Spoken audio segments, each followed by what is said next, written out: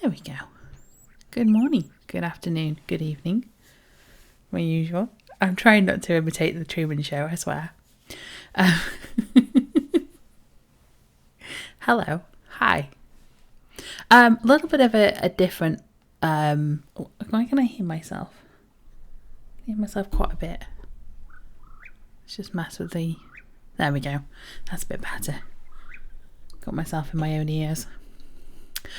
Yes, a little bit of a different vibe today. I'm going to show you what is essentially my favourite part of the game of EverQuest, which is the crafting system, the harvesting system, and if we have enough time, I'll show you the housing system, or rather the decorating, creating a house kind of thing. That can be as complicated or as easy as you prefer.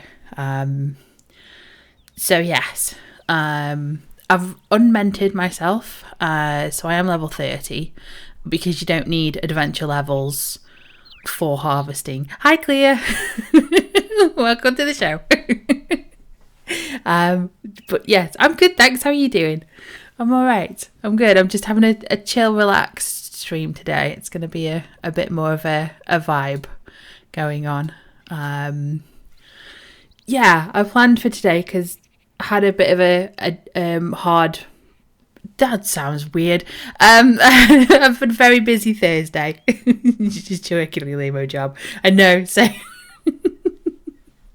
but Thursday was a little bit of a heavy going, so I thought Friday's going to be my treat for getting through Thursday. Doing all my big girl stuff on Thursday, so I got through that. So Friday's my treat. Nice chill stream, thank you. Much appreciated. You go back to lurking, it's very appreciated. All lurking gets appreciated. It's just me babbling anyway, so don't worry about it. But yes, harvesting, crafting, sort of if you don't want to come on and treat time indeed. If you don't want to turn up and try and kill monsters, there is alternative things that you can do, and it's how I spend some time.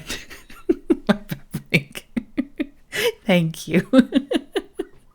And yeah, so just thought I'd show you that. So you get, every time you harvest something, going into teacher mode, sorry now at the moment, first time you ever harvest anything, you'll see that you got, I don't know if anybody noticed it on my stream, you'll get a little pop-up to say you've got mail. It's quite hard to miss, quite easy to miss, because it's very far down on the ultimate very right hand side of your screen.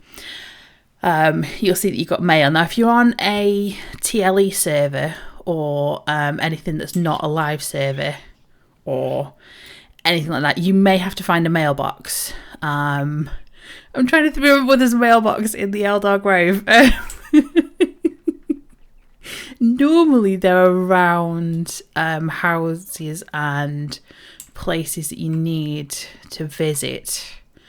Just trying to see if there is anything in here. They will be marked on the map as well. See if there's anything marked on my map for mailbox, because at least then if I show you what they look like, you'll know what to look out for. No, it's the opposite way. It's there where it's flashing at me. Of course it is, it's there, I remember now.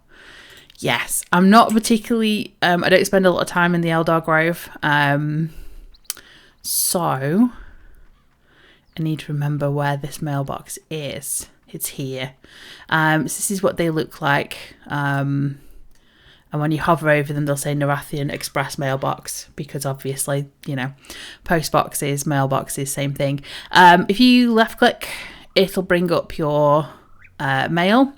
Now, when you initially pick anything up from the ground, I don't know if it works on shinies, but it definitely works on anything that you pick up.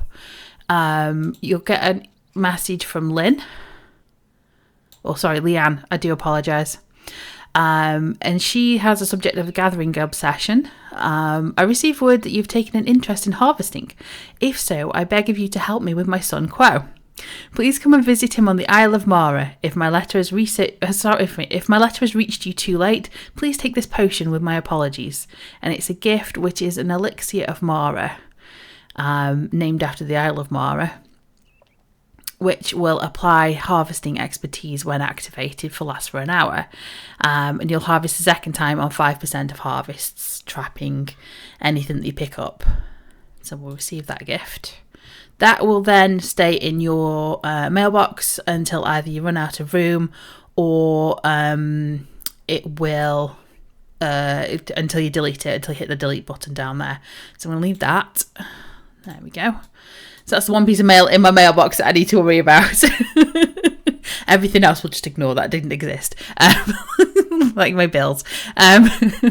Just ignore them for a little bit.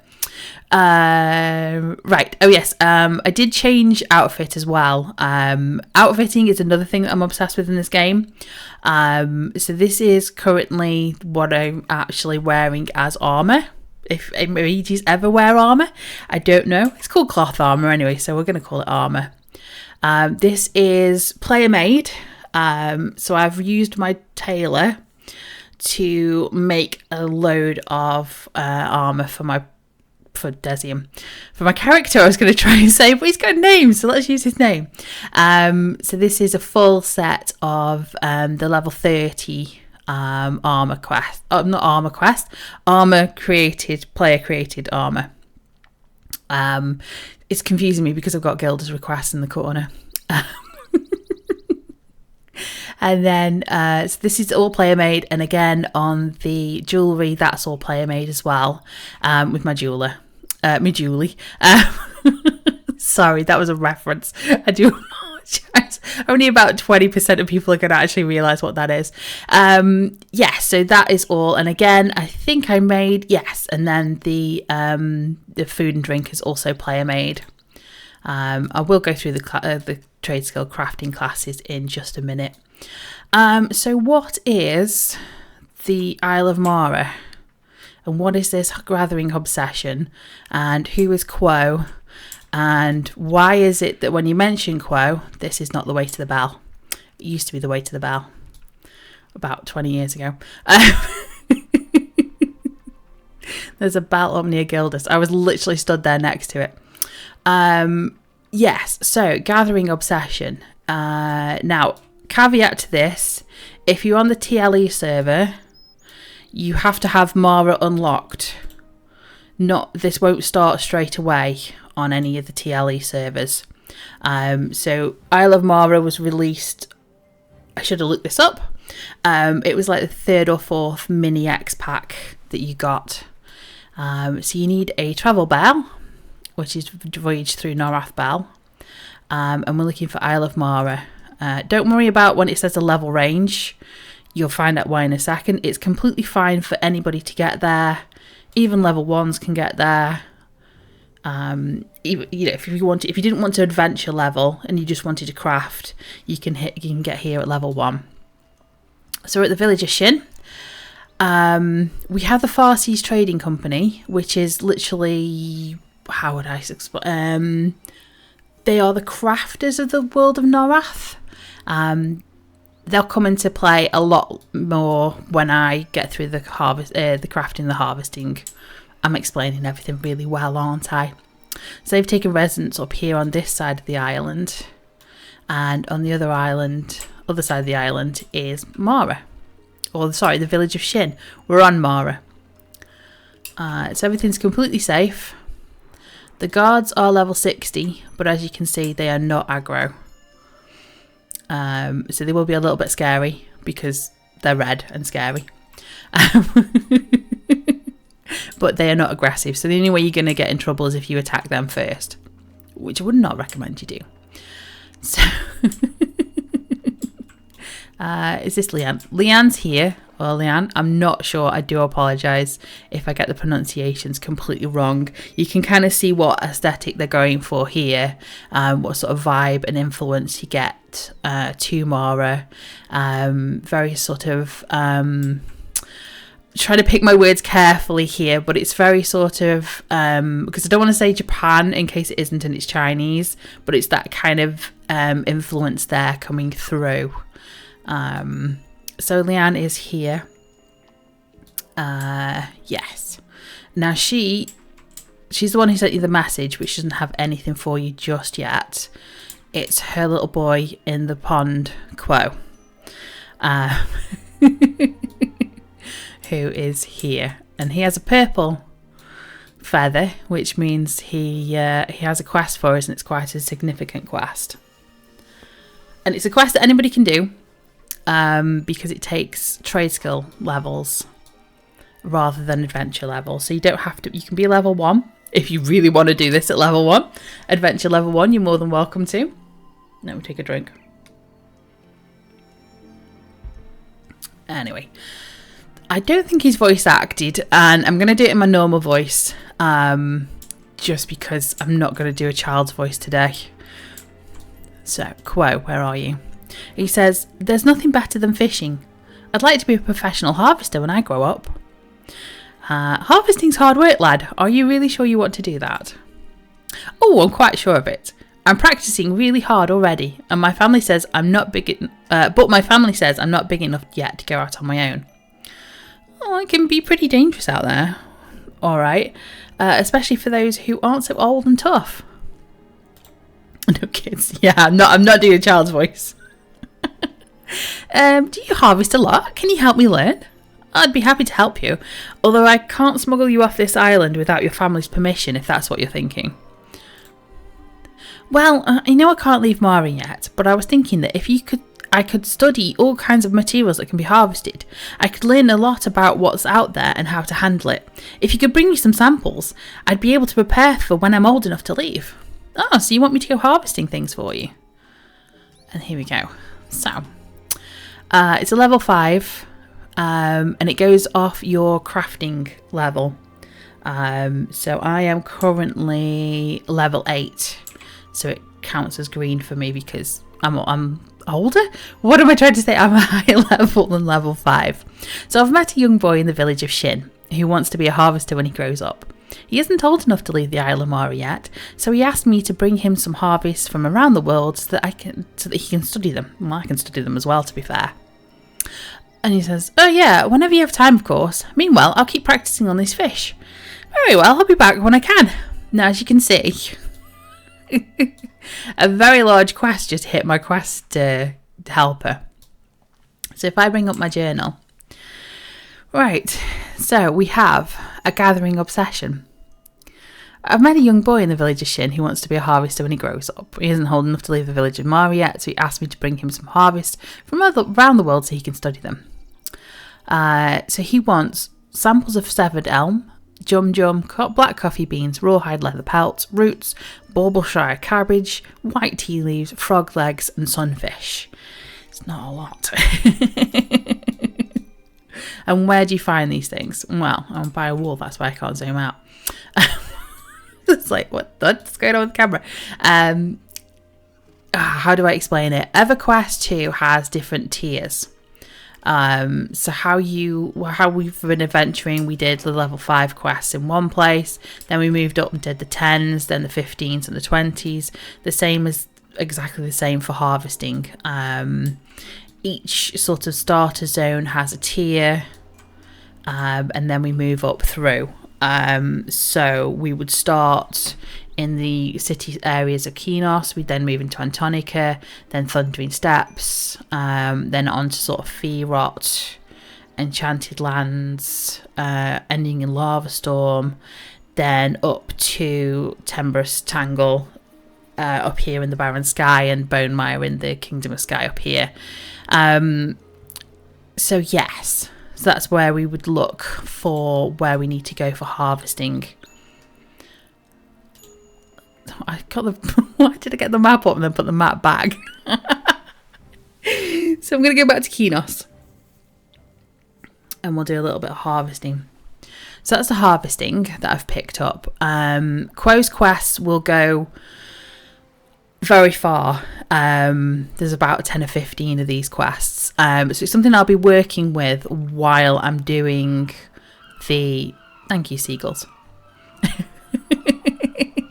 It's something I've picked up. It's something I've needed to pick up for a while. I've missed the first couple of harvest spots by missing out by going through the first few zones up to level 20 in Antonica. So I'm gonna go back and we'll pick up some bits and harvest those. And then what I'll do is, as I move up the levels, I'll pick up Quo's Quest, and I'll do Quo's Quest, and we'll do it together. We'll do Quo's Quest as we go. I also did the Lucky Wolf's Paw. I don't know if you remember that. I'm going to have to zone again. I do apologise. I've come to the wrong place. It's not in Kinos that I'm based. I keep forgetting. I'm a Kinos girl. I need to go to Frostfang Sea because that's where I started from. I have a quest somewhere. Bear with me. I just need to find it. Frostfang Sea, there we go. If I had a hammer, that's the one. If you remember, we made the Lucky Wolf's Paw, the charm, and then way back, probably the first couple of episodes I made that. I don't remember if it was the first or second episode. And we made the paw. I since sold the paw. Should have kept it, but never mind. It would just sit in a bag otherwise. And at the end, they wanted me to go and find a trade skill tutor in the city to learn more about crafting. That's what I'm going to be doing today. So I'm going to go back up to where I started. I'm going to go back up to Frostfang. I'm dead organised on this, I swear.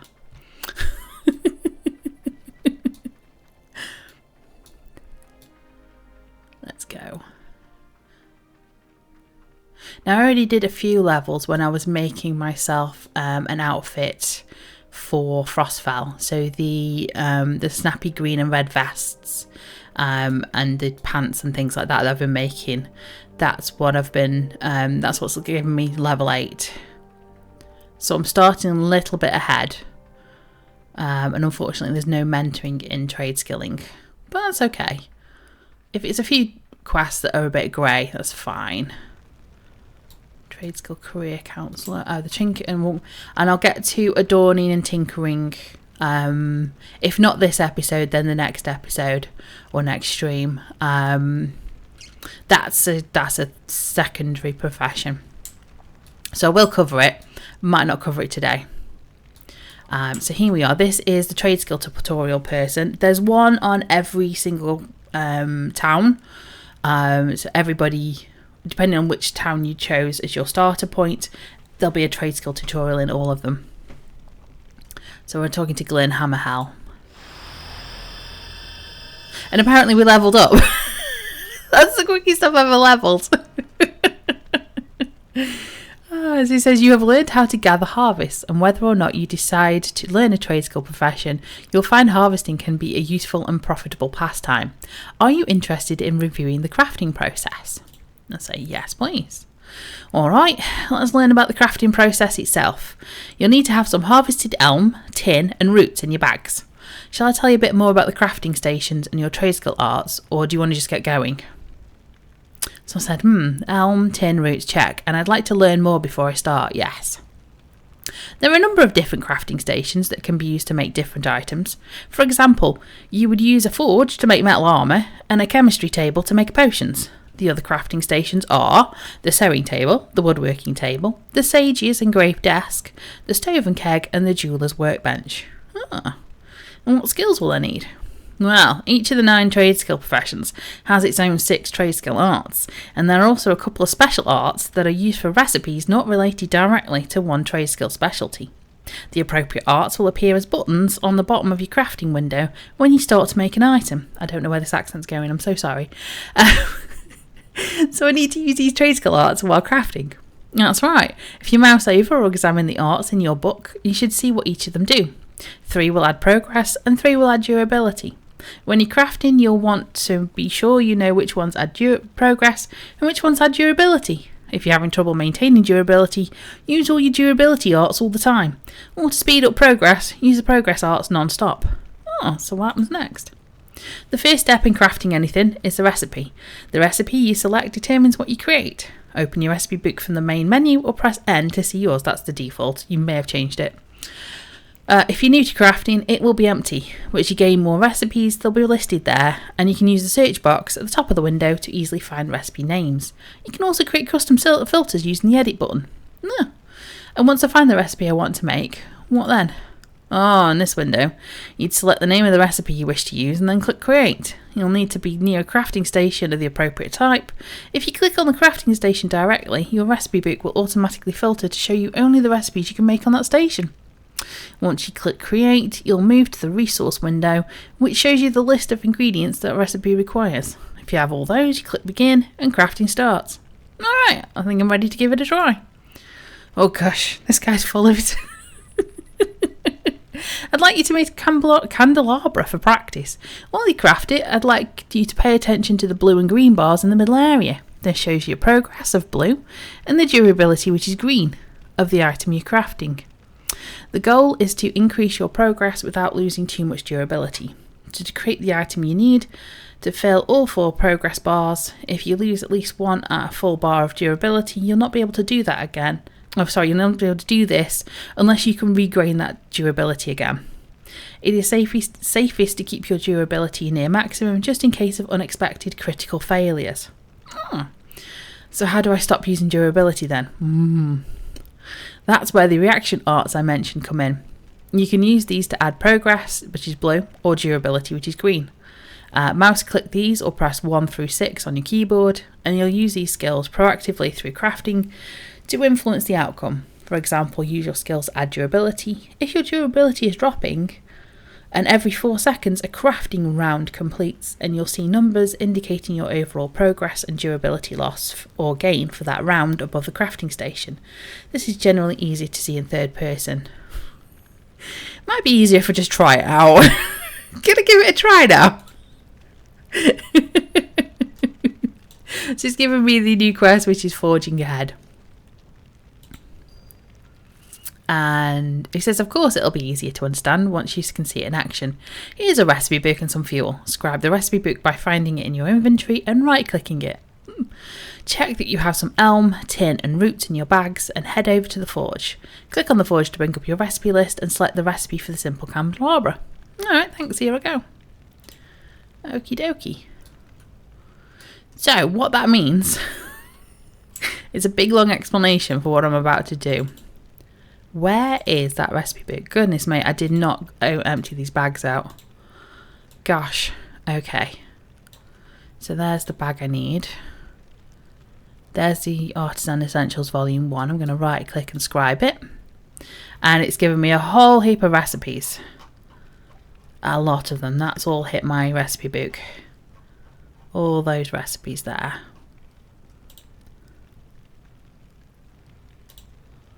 Lovely. Oh, green moved. He did give me some coal. And I don't know if I might already have coal. But what I already have is... we've got some elm. Yes. Got some tin. Yes. We have some roots, I believe. Yeah. And lead cluster. This is all stuff that I was picking up. When did I pick that up? When I was doing the Lucky Wolf's Paw, I think. That's when that was picked up. Yes. Candelabra. So if I look at my recipe book and I start to search candelabra, do ignore all the harvest, the red stuff. That is Frostval. So I've got to make a pristine, simple candelabra, and if I just hover my mouse over on the picture, or you can do it on... No, yeah, it's got to be the picture. It brings up the essentially what you'll see when I press it in a second. And I usually use this because you can see sort of halfway down it says device just above primary component, and you see forge, and that tells you which crafting table you need. So I'm going to go and see if I can find a forge. So that isn't a forge. That's not a forge. That looks like a forge. Yep, it is a forge. And what will happen when you click on these, the recipe book will switch to everything you can make on a forge. So if you look, I've lost the ability to scroll, and all the Frostfell items have disappeared. So there's pristine symbol candelabra. Again, it's either a click and then create, or it's a double click, or it's a click on the picture. And it'll bring up essentially the recipe. This is everything you'll need. Don't worry about the change, that's fine. I'll go through that later. That's for if you want to pick specific items from anywhere else. So it'll automatically fill it for you. So I've got the tin, I've got the elm, I've got root, and I've got another tin, so it will need 2 tin per recipe. And he gave me the basic coal. We're going to make a quality of 1. Don't worry about that. That's to do with blueprinting, which is another thing that's complicated. I'll get to that later. And then we're just going to hit begin.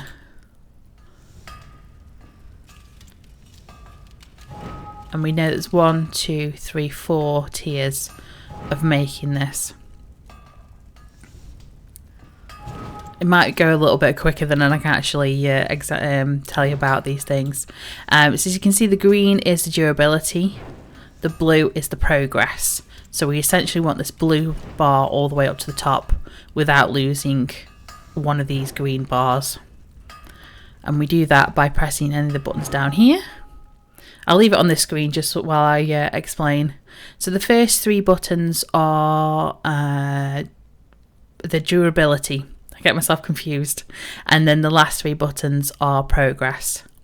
So if you ever want to increase the progress, 6 is probably your best option. If you want to increase the durability, 3 is your best option.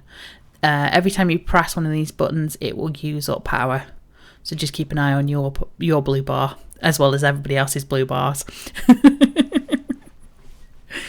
There we go. So I've made the candelabra. And I now need to return to the tutor. Hi, tutor. Cool.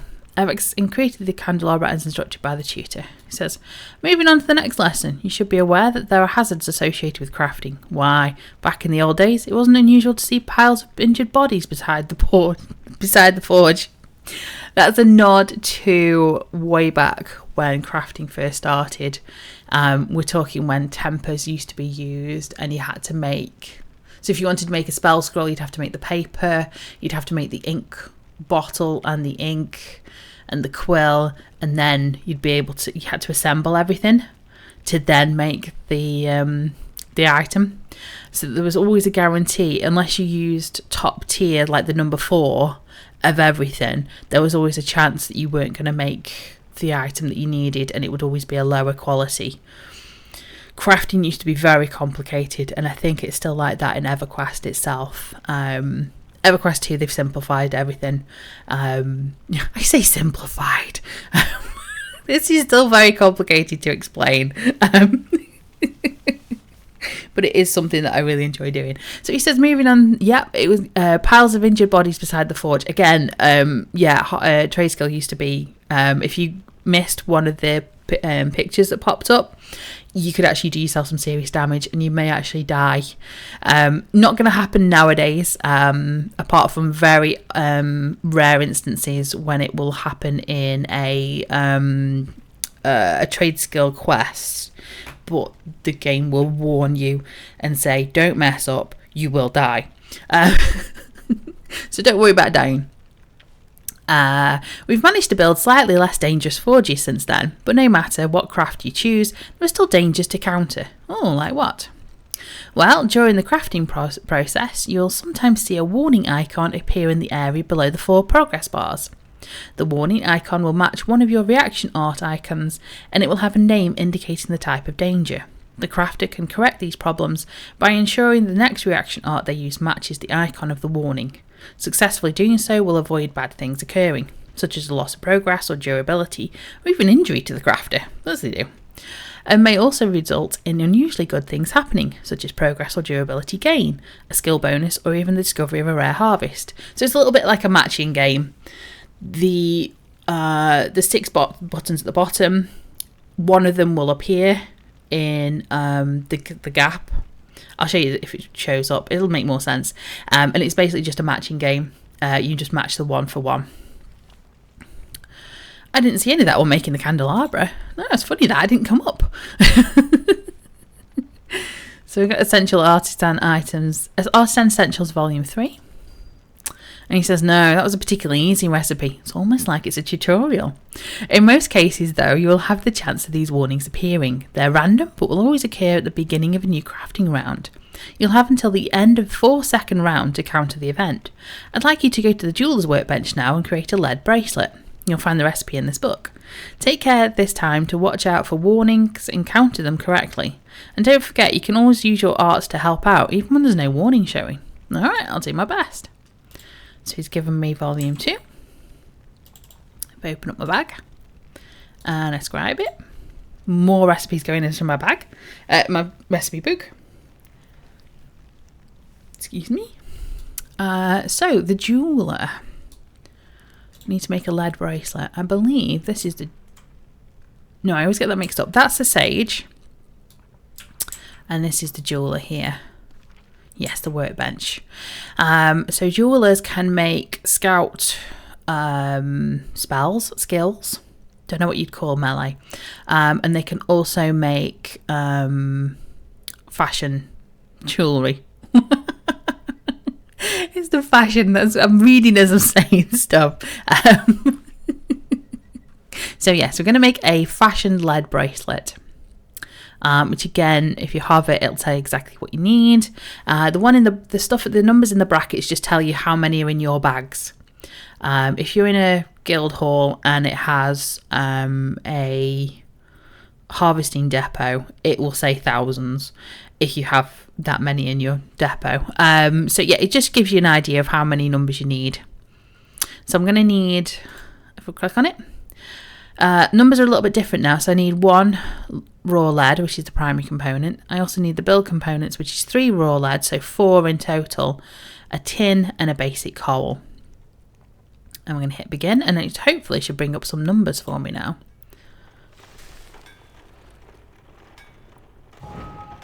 So that's a round. When you hear that noise, that's another round. 3rd round. There we go. So I'm going to hit number 6 because 6 is progress.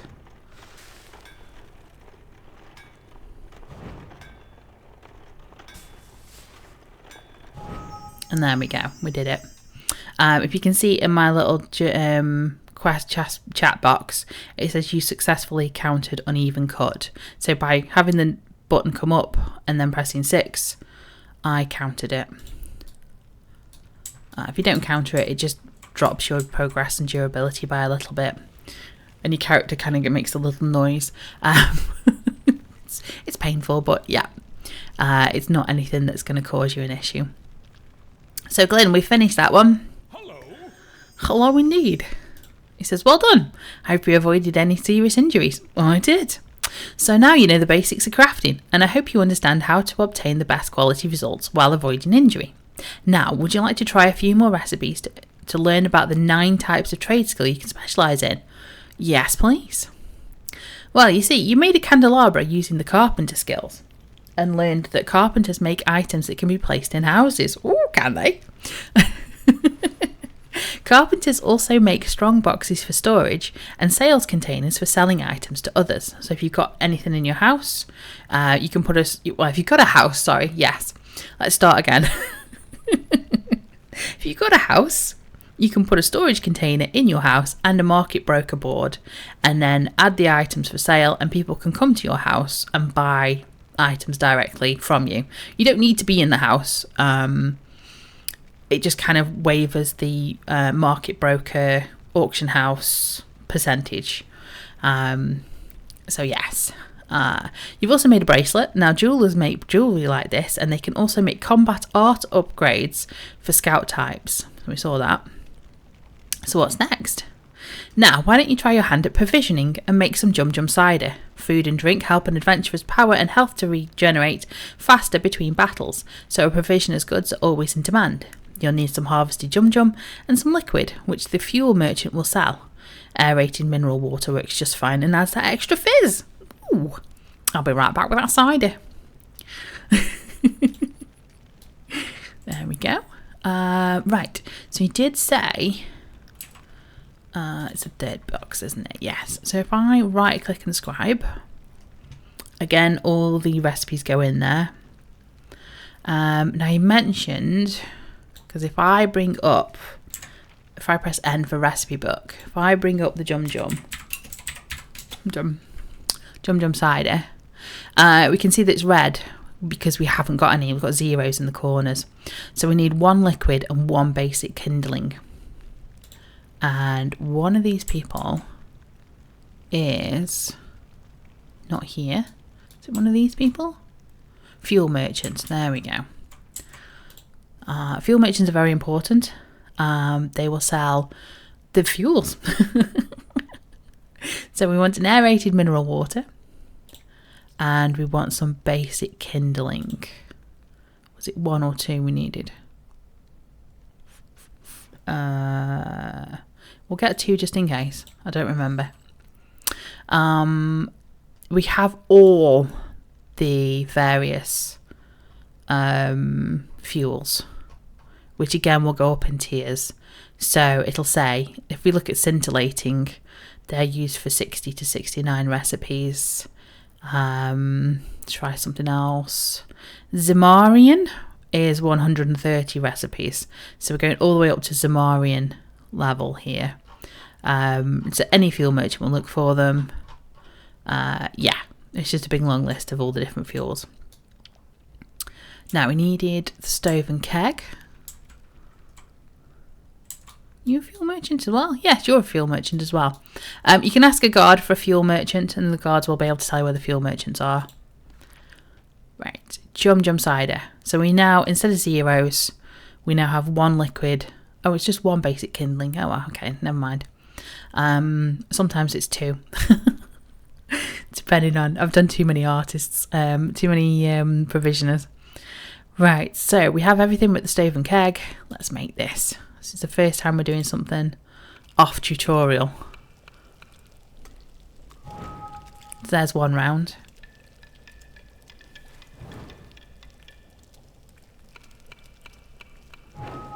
As you can see, the green bar's coming down, but it's not too bad.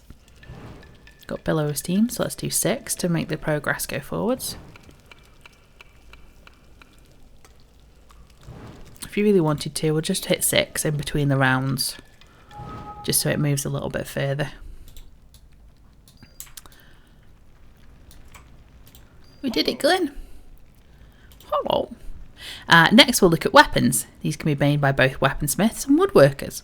Weaponsmiths are masters of metallic weaponry, including swords, axes, daggers and hammers. Woodworkers are skilled at working with wood, creating wooden weapons such as staffs, batons and cudgels, as well as bows and arrows and wooden bucklers and round shields for their defence of their allies.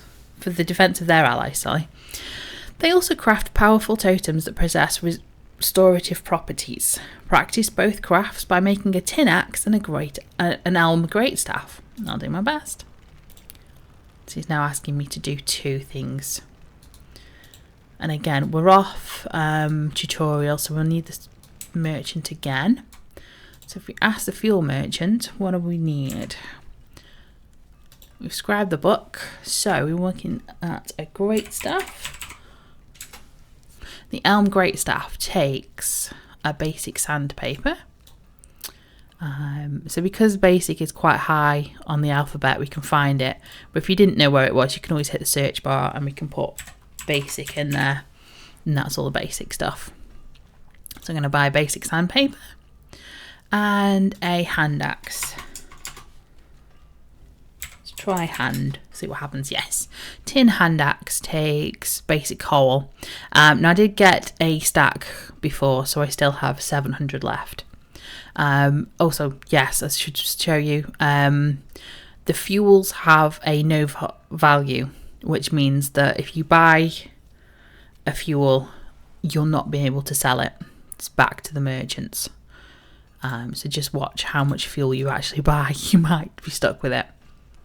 So, woodworking table. That's going to be this one here, with the saw and the planes and everything. It looks like I don't know, I think it looks like something you'd find in your dad's garage, for sure, if he's so inclined for tools and things.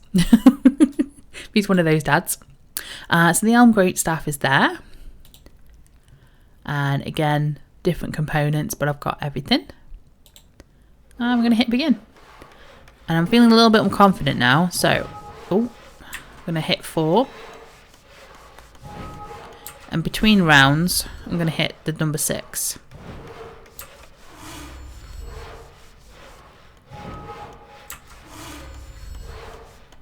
That one was okay. I need to counter. When you're hitting 6, just be careful that the thing doesn't pop up. There we go. Great elm staff. Elm great staff. And then a hand axe is going to be there. That's an assault axe. So let's do the hand axe search again. There we go. And I like that.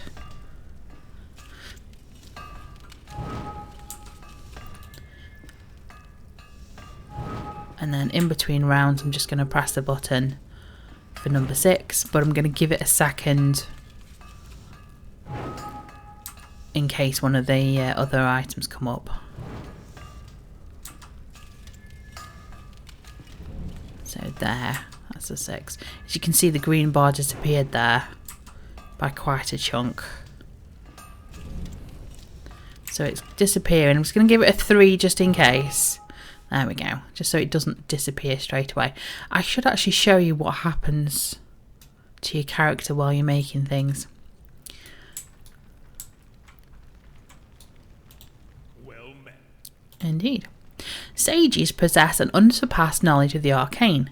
They apply this knowledge by scribing spells onto scrolls that increase the might of healers and mages. Create a scroll of shackle and bring it to me. Okay, I'll start now. So again, we're going to scribe the book. And let's put a load more recipes in here. So I need to get a... Let's actually look out and see what I need, because I can't remember. Excuse me. I'm hiccuping all over the place. Shackle. So shackle. Now, okay. This is where we get complicated. It needs a basic incense, but I only have 1 raw elm. So this is why I picked up EverQuest. So I can pick up the basic incense, but I will need basic incense. Pick that one up, but I'm going to need to get some elm. So we're out on a little trek.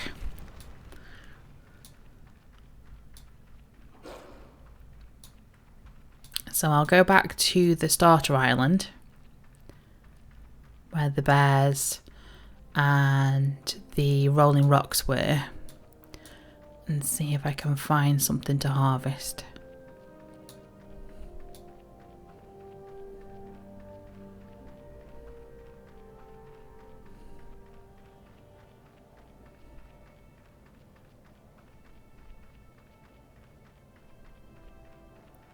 Oh, do I get the shiny? I'm going to get the shiny.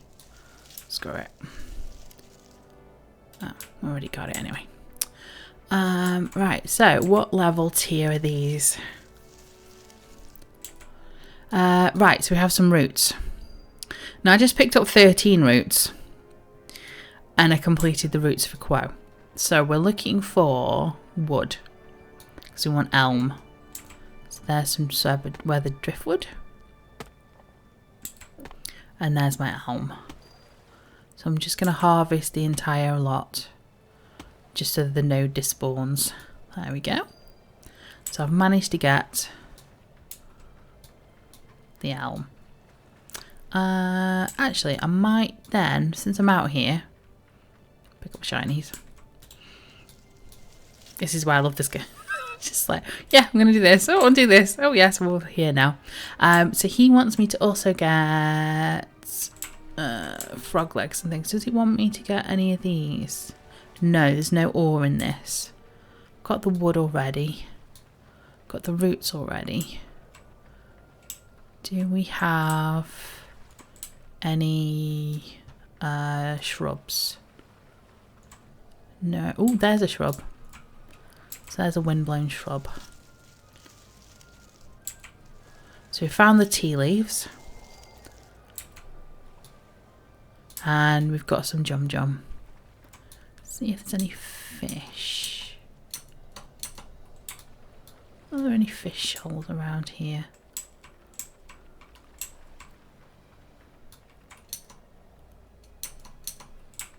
Don't see anything.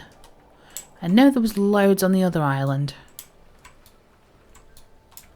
Oh, there we go. That was something. School of sunfish. Can't see target.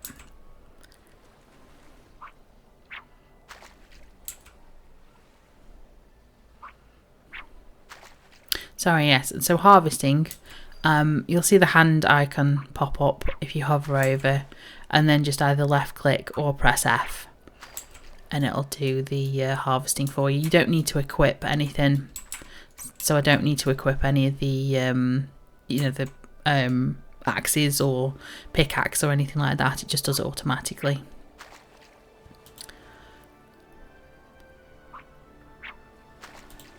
Now the nothing found is coming up because of my skills. I'll show you skills in just a second.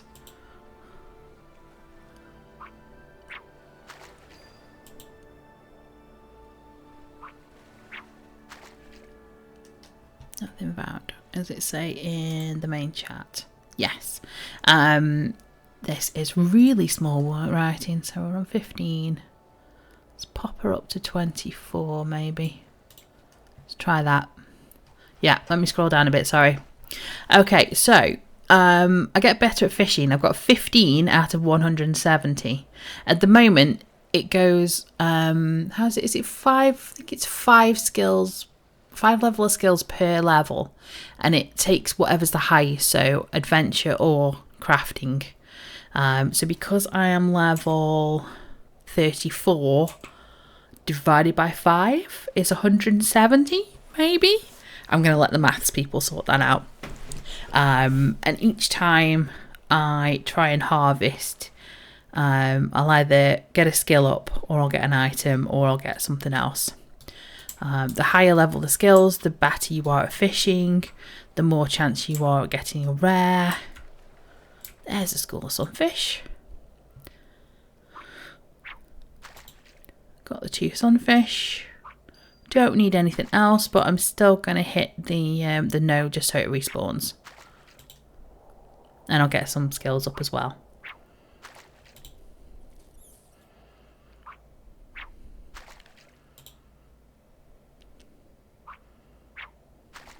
There we go. That's the node disappeared. Okay. Yep, finish your animation. Sorry, I was getting you to move before I did. We need some creature dens for the pelts and the meats.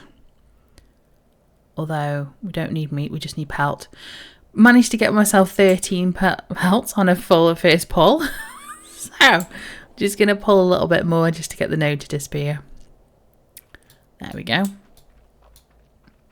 Oh, shiny. Is it another one I've got? Of course. We've got another shrub, so we'll have another go to try and find jum jum, black bean and cabbages.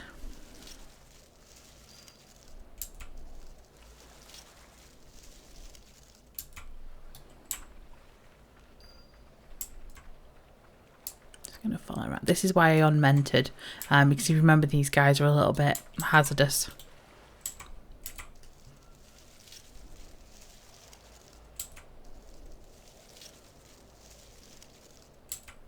So yes, if you ever wanted to relax in the game, or how I relax in the game more, I should say, is I come round and I just harvest. just a few things. It's quite nice. Pop on a podcast, pop on some music, pop on your favourite YouTuber, Twitch streamer, whatever you want to do, and just have a chill out and run around and pick up some pieces. What do I need? I need coffee and some cabbages. So cozy. This, apart from it being freezing cold in the game, apart from its snowy landscape, there are some very nice places to harvest. And what I'll do is, as we go round, and I go through different areas and different zones, I will show you my places. Bit of a snowy windscape and the wind blowing.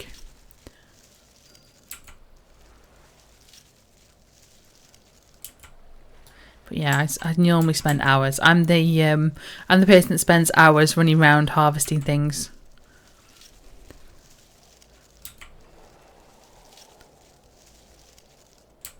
So I managed to get a rare item there. Oh, and I've managed to grab them all. Wonderful. That was not as long as I thought. Quo has a reputation.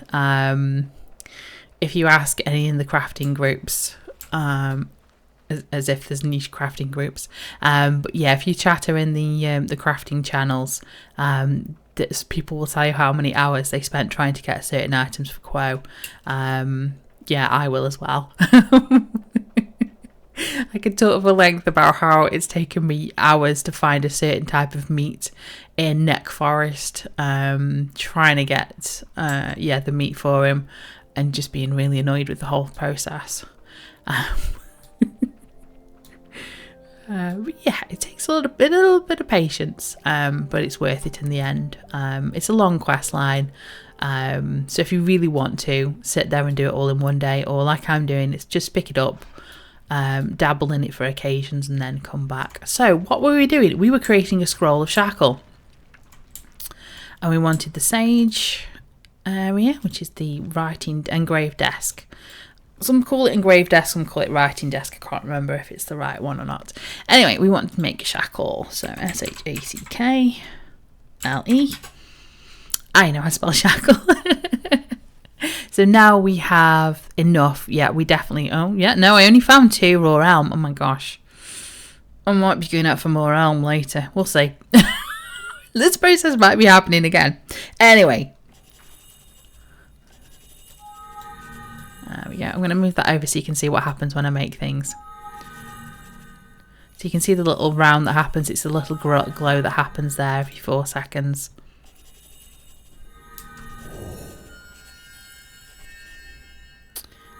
So we've got a 5.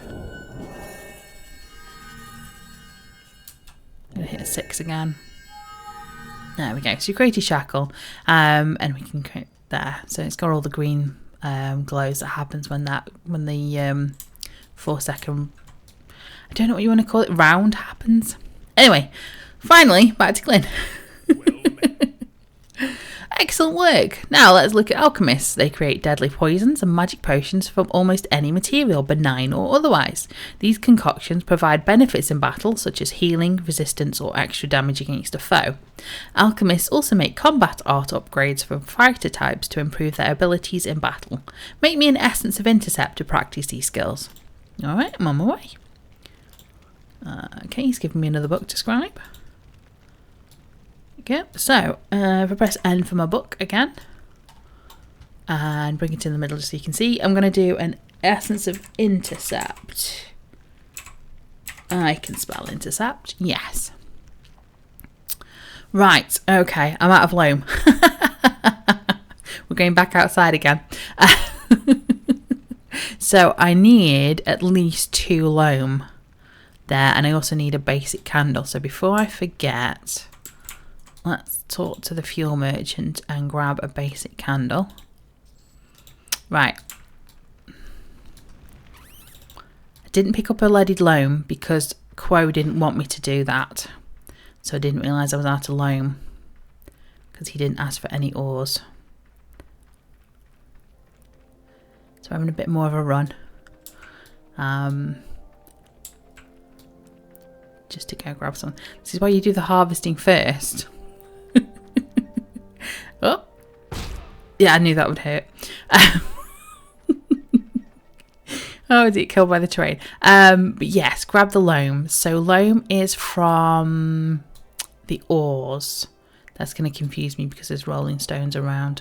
So we're looking for stuff that looks like him. And also what the badger. Do you remember in Antonica there was like round circular white oars, and they looked like the badgers. Oh, thank you, early access, much appreciated. Let's get that shiny there. So I can see. I'm trying to figure remember where the oars are in this area. That's a den. Is it from the gems? I don't think it's from these. I think these are the gems. Oh no. Yeah, that is, it's gems. It's lead and it's gonna give me the other one in a minute. Rough malachite. So the oars should be like a roundish. It's gonna kinda look like the creature dens, but not. It's all gonna be creature dens, isn't it? This is why I say to blanket harvest. Because if you pick everything up, everything will respawn. That's the stuff from the grizzlies. Oh, here we go. Scattered ore. That's what I wanted. Leaded loam. Oh, I found 10. Yep. I'm just going to grab a little bit more because I think it still needs 10. Yeah. Although I think I did have a lot of tin.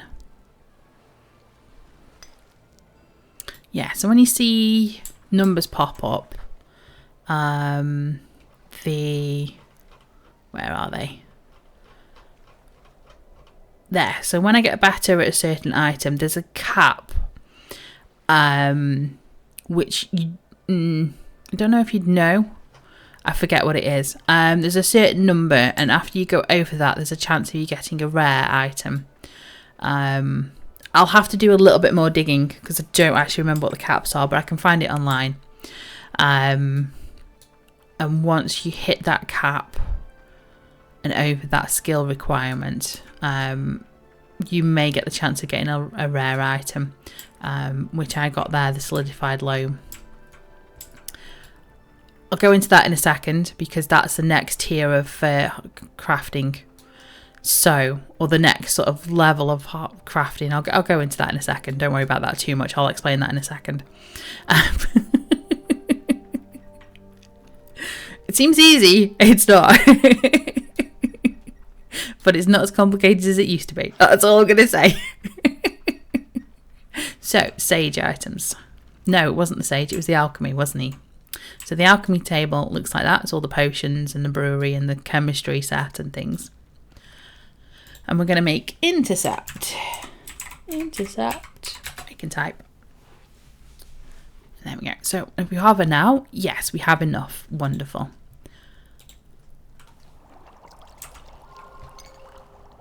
I'm going to have a drink while I do this. No, I've pressed the wrong button. Oh.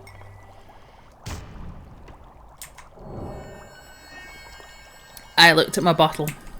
So what I'm going to do is I'm just going to switch to 1, 2, 3 to move that green bar up a bit.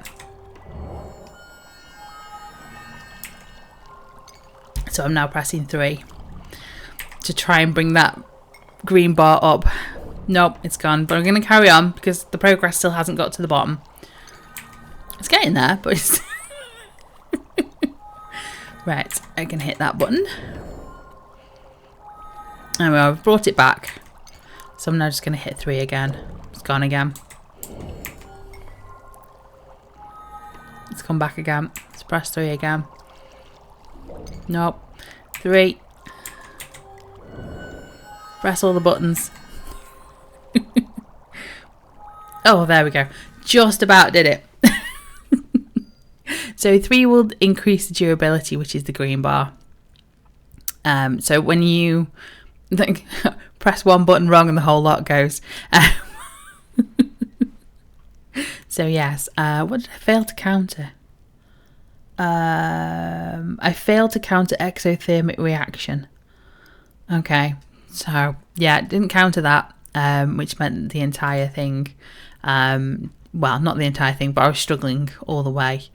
You can either cancel it at that point and lose your basic candle, like you've used a basic candle, or you can struggle like me and try and get it back. Glyn, that was a bit of a tricky one, that was. He says, now, let's look at tailors and armourers. Armourers focus on heavy plate and chain armour. Excuse me. Armourers focus on heavy plate and chain armour, while tailors specialise in the creation of lighter cloth and leather armour. Tailors also make backpacks and other items from cloth or leather. Show me what you can create in a tin. Show me that you can create a tin chainmail coat and a rawhide backpack. Coat and a backpack coming up. So we'll scribe that. So to make a chainmail coat, you can make the full chainmail set. Chainmail coat takes the forge, and then a backpack. I think that's going to be the sewing table, so I think we might need filament. Yes, we need a basic filament for that one. I'm going to go to the fuel merchant and ask for a basic filament. Then I'm going to switch to the sewing table. I don't know what that was. A backpack. There we go. We haven't seen sewing table before. I'm just going to hit 6 a little bit.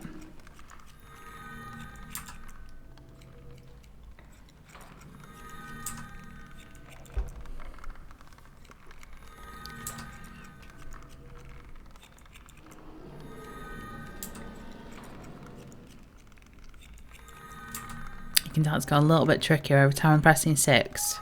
It's not really moving the blue bar up far.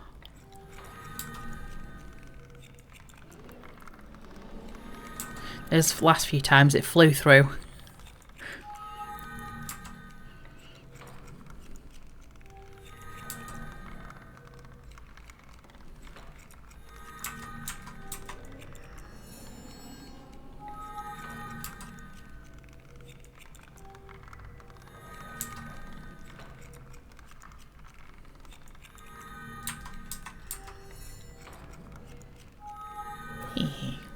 So there's the coat, no, the backpack, and then the chainmail coat.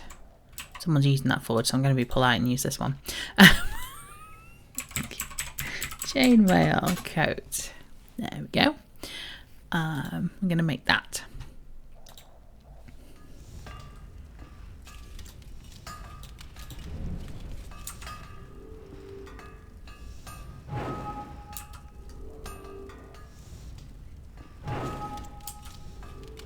This is a little bit quicker, I say.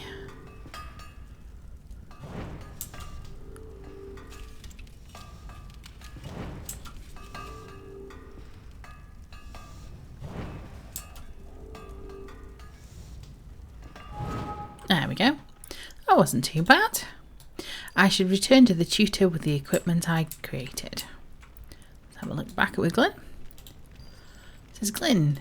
He says, excellent work. I hope you now have an idea of what each trade skill class does and how to do it. At level 9, you'll need to decide which crafting path you will follow by speaking to the crafting trainer near your local trade skill area.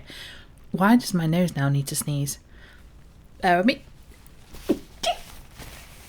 Oh, gosh. There's no way I was going to hit the mute on that. I do apologise. Okay. The crafting trainer also sells your recipe books, so be sure to pick those up. Come back to me at any time, and I'll be happy to give you refreshers on this information.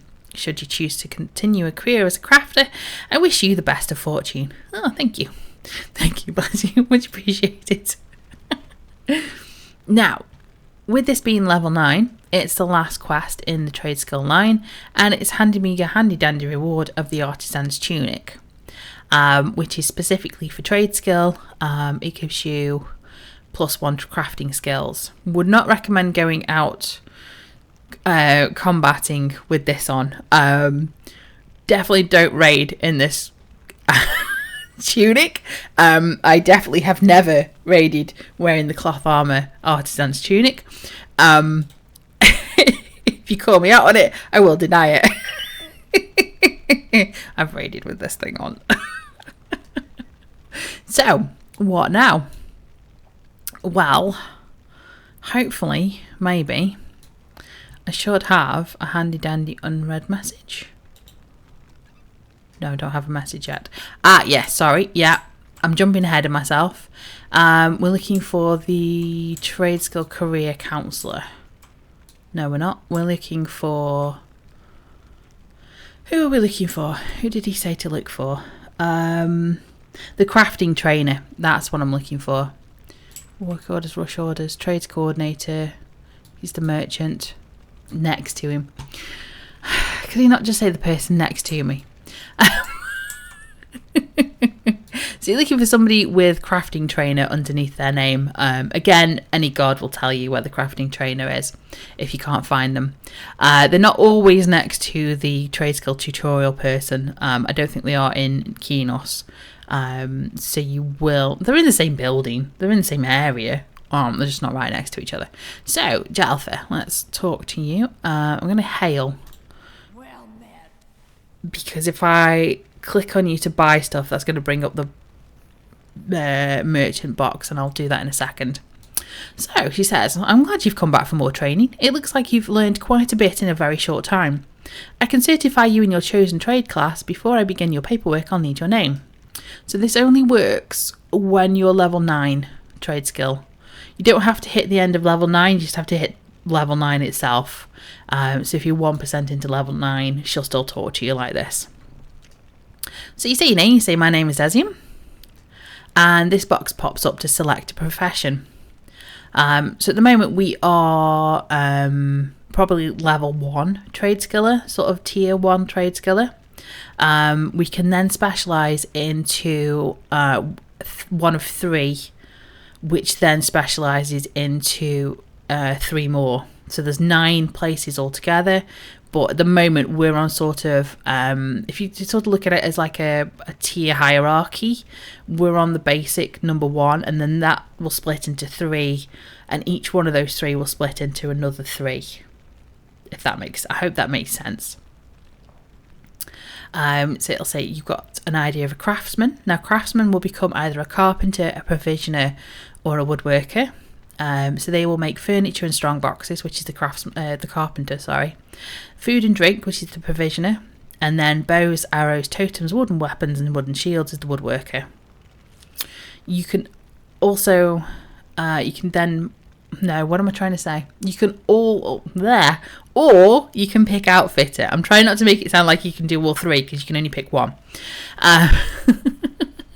Or you can become an outfitter, which then specialise into armourers, tailors, or weaponsmiths. They'll make plate and chain armour, which is the armourer. Heavy shields, cloth. No. Armourers will make plate, chainmail armour, and heavy shields. A tailor will make cloth, leather armour, casual clothing, backpacks, and hex dolls. And then the weaponsmith only specialise in heavy metal weapons. And then the scholar becomes either an alchemist, a jeweller, or a sage, and they'll make spell and combat art upgrades for adventurers, potions, poisons, and jewellery. So if you want, depending on what you want to specialise in really, you can either do something that specialises in your chosen class. So I could become a sage to make spells for myself. I could become a tailor to make cloth armour for myself. Or I could become a weaponsmith because random. I'm going to do the random thing. I'm going to become a carpenter. So I'm going to choose craftsman because I want to work on house decorating and showing you what sort of furniture are available. So yeah, craftsman. Why not? Let's do it. So I'm going to click OK. And if you watch the purple bar at the bottom, it'll do something. It'll switch to level 10. She says, best of luck. I say thanks and farewell. Now I have the unread mail. Now I know where I need to be. Thanks and farewell. If you talk to this crafting trainer, she will sell you the books that you'll need, the recipe books. So before we were getting the recipe books free from Glyn. We no longer have any more trade skill tutorials with Glyn, so we'll get the books from the crafting trainer. So if I click on her now, she says, I have nothing to teach you for the moment. That's because we're not at the next advanced level where we can specialise into a carpenter. Please return to me when you have earned enough experience to choose your speciality. Oh, okay, bye. So we have already scribed the recipe for artisan essentials. That's what Glyn was giving us in the tutorial. Let me open another bag because I need to scribe some books in a second. So Glyn only gave us up to volume 7. So I've scribed there and it's gone grey because I've scribed it. And if you hover over it, it'll tell you scribed it. He didn't give us level 8, so we're going to buy level 8. And he didn't give us level 9, so we're going to buy level 9. And he didn't give us level 10, so we're going to buy level 10 as well. So we have all those recipes. And then I'm going to double click just so that all the recipes go into... In chat? Yes. So all the recipes are in my recipe book now. Now, before we were picking up the rares. So I picked up a solidified loam and I think I got a yarrow as well somewhere. I got a rare root. Yes. So I got a yarrow there. If I bring that into the middle, you can hopefully see it. So you can see it's got like a shiny, it's got like 3 stars to show that it's shiny. There's a wax leather pelt there as well, just to show you it's a little bit different from the normal root. There's a yarrow there. So what do you do with those? And this is where the other books come into come into play. Reading as I'm scrolling. The advanced artisans, which are a group of recipes here. So if I try and find one that will actually use one of the rares I've got, what would you use? Oh, actually the loams might be used in something. There we go. Flash of Steel, which is an expert. Let's examine further and hover. So it would be a combat art for a swashbuckler. As you can see, it's got swashbuckler underneath level 1. So it tells you what level the character needs to be, the swashbuckler needs to be, to get this expert. Or, well, this skill. And we can make the experts for it. So that's where the rares are used. They're used in making better items, really. So yeah, you can get the advanced books. And what I'm going to do is I'm going to buy those while I'm here. Why not fill the recipe book with every single recipe? So there's all 9 of those. Just going to double click to put them in my box. And as you can see, they're going grey as I scribe them. So already scribed. So we've just created a craftsman. And I already bought the book for Craftsman Volume 10. And because Jalfa is really nice, she's already got the level through to 19 books that we need. And then also she's also selling the advanced books that we need. We don't need the advanced books. I just like to have them because I'm a collectaholic. So look now, it tells me that I've bought every book. They're red because I'm not craftsman level 11 yet. So once I hit level 11, 12, 13, these will become white again and available. I can buy them right now. Do I buy them right now and have them stored? Yeah, let's fill up the box. Let's fill up my bags, why not? 13, 14, 15, 16, 17, 18, and 19. So that is a quick overview of how to harvest, how to trade skill. How to do everything. You can tell that Quo's quest goes on... Where is he? The village of Shin? The village of Shin. Before it was a green quest because it was a level 5 quest. And I was level 8 craftsman. I'm now level 10, so it's greyed out. So it's going by crafting levels rather than actual levels. Okay. So that's a quick overview. That's it. That's all sorted. You're now able to harvest and you're able to see what to craft. That sort of thing. We're now level 10. So we did get an unread mail. We got a mail. Baron Ironforge has sent us a message. Work in New Hallas. Oh, that's interesting. Baron Ironforge. The Ironforge guys are the crafters in Kenos. But I'll show you them when we come across them. He says, greetings. We understand that you've recently registered as a new artisan. If you're interested in assisting the Ironforge Exchange with some crafting work, please travel to the Frostfang Sea and make contact with Envoy Tammy Swifthammer within the city of New Hallas. Regards, Baron Ironforge. Interesting. What I'm going to do in the meantime, before we move on to the next rung of the tier system, I'm going to go back to Quo. Because then I can pick his next quest up. And this is how quickly your bags become very full very quickly.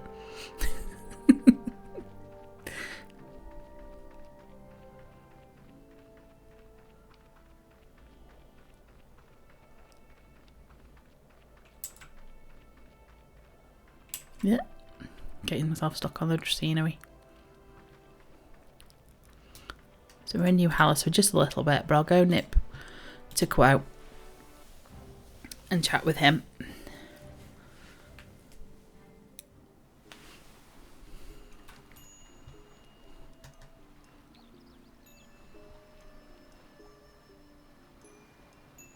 Eventually, maybe. Oh, I have more unread mail. I wonder who that could be.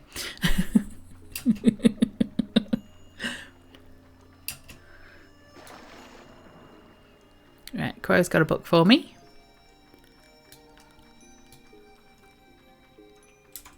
I'm trying not to get in the water with him. Ugh. Hello again. Did you bring me anything? Yes, I did. Here are some harvests from some of the safer areas of North. I hope that's enough to help your studies. 31 gold, just for picking up some bits. Thank you very much. I bet this will keep you busy for at least a day. Well, you're very welcome. I have a suspicion he's going to ask me for more stuff. Hello there. Thanks again for those harvests. I learned such a lot, but I don't suppose you could get me some more. I want to compare them. Well, I suppose I can get you some more. And now we've gone to level 15, which is red because we are a level 10 artisan. So I'll accept that. Right, so he's given me a quest again. And if I bring up the quest item journal, it's a bit better to see it than on the side of the road. Side of the screen even. Oh my gosh, I can't read. Right, so he wants samples of severed maple, Murdoch orange, and tonic and coffee beans. So that's a clue. Tanned leather pelts, tuber strands, carrots, black tea leaves, crab meat and free water groupers. There's a list. So he wants to be harvested when he grows up. He isn't old enough to leave the Isle of Mara yet, so he's asked me to bring some harvests from around the world so he can study them. Right. And then, just to give you a bit of another clue, if we go to our recipe book and we swap the difficulty, that doesn't work here because it's got level 30 stuff. If we scrop back to difficulty and we scroll down to where the level 10 stuff is, I do apologise for the eyes, the blurriness that's happening. There's some level 10 pieces. If I hover over the baked crab, we can see that it takes raw crab, baked grouper. Yes, he wants crab meat and free water groupers. So we kind of get an idea of where we need to be. We're looking at level 10 stuff. He wants a Gathering of Session part 2, which is again level 10 stuff. So it's looking like it's where you would go at level 10, which is Antonica and Common Lands. What I'm going to do is I'm going to nip back to New Hallas, Frostfang Sea. And I'm going to try and find that Tammy Storm Hammer, something hammer, Silver Hammer, Swift Hammer.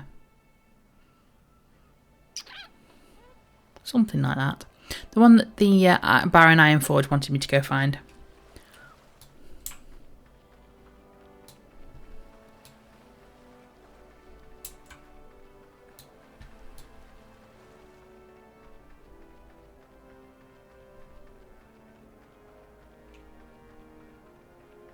Because that's the next part of the crafting quest line.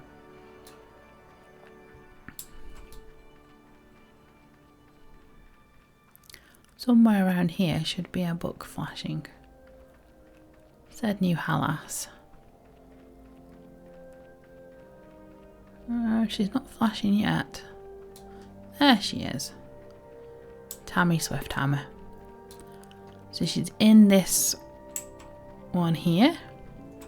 There she is. So you can tell it's a crafting one because the quest feather is green. Makes sense? So she is from the Ironforge Exchange. And there we go. So let's see what she says. Oh, she says, "Greetings, friend. You look like someone who picked up a few crafting skills here and there. Are you looking for some work?" "Oh, yes, I am." "Oh, I hope that would be your answer. There's a lot to do and extra hands make light the work, as they say." "Okay, first of all, who are you?" "Oh, my apologies. I'm Tammy from the Ironforge Exchange in Kenos. I'm here to coordinate the efforts of crafters from Kenos and allied cities who wish to help the settlement of New Halas." "Oh, and I'm Desium. It's a pleasure to meet you. So what needs doing?" "Well, I've only just got here myself, so I'm still getting sorted out. You could make me a big favour. Oh, sorry, you could do me a big favour if you take down this letter of introduction down to the local trade skill faction for me. They're called the Ravens of the North, and I understand you can find them down through the tunnel to the east." "Very well, I'll be back." So this is level 15, which she's given us 250 faction with Ravens of the North. Oh, she doesn't say anything. Okay. I was expecting you to say something more, Tammy. So this is level 15. It's going on trade skill level. So because I'm level 10 trade skill, it's giving me the red. So again, it's not tied to adventure level at all. So we run back to the Ravens of the North. Where are you? Someone in here is going to have a book. There. Oh, there he is, up there. He? She? I don't know. Nicholas, the White Raven. "Hail to you also. May I help you with something?" "Yes, I've been asked to deliver this letter to you from the Ironforge Exchange. They wish to offer their support and aid, and that of their allies, including me." "Ah, this is good news indeed, and very much appreciated. Founding a new city is hard work indeed, especially when unexpected problems keep arising. Please return with my thanks, and say that we would help welcome their assistance." "Alright, I'll do that." Okay, the work of a courier is never done. We're going to go back to Tammy, and Harkley's going to bark at us every time we do that. The dog.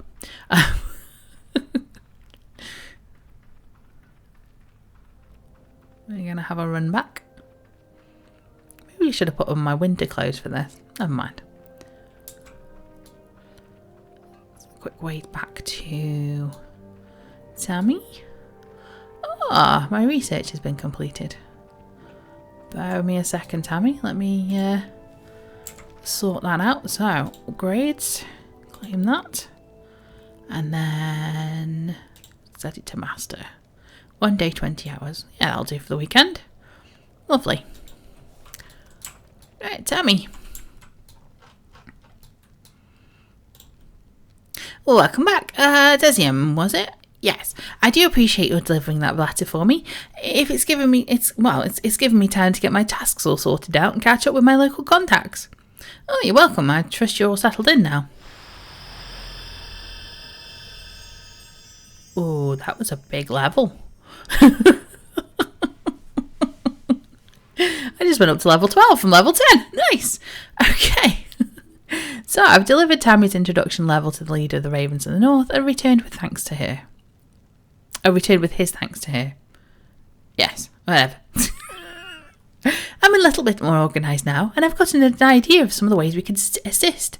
But first of all, I'm in a new place and it's time to get to know people. Oh, okay, and how are we going to do that?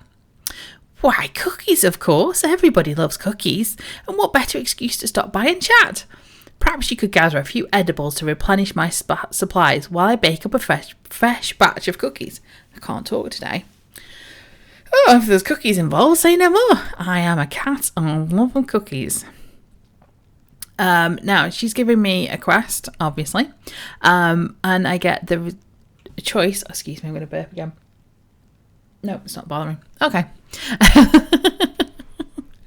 So her rewards, I can choose any of the tier 1 treasured.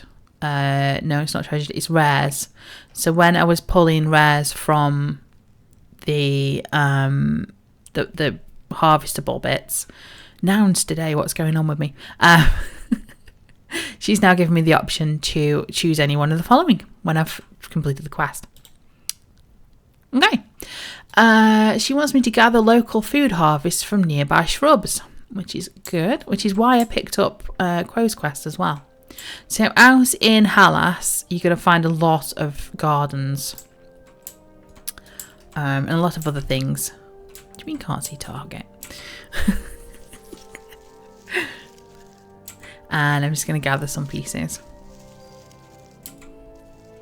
which are counting for restocking the cookie jar and also the gathering obsession quest.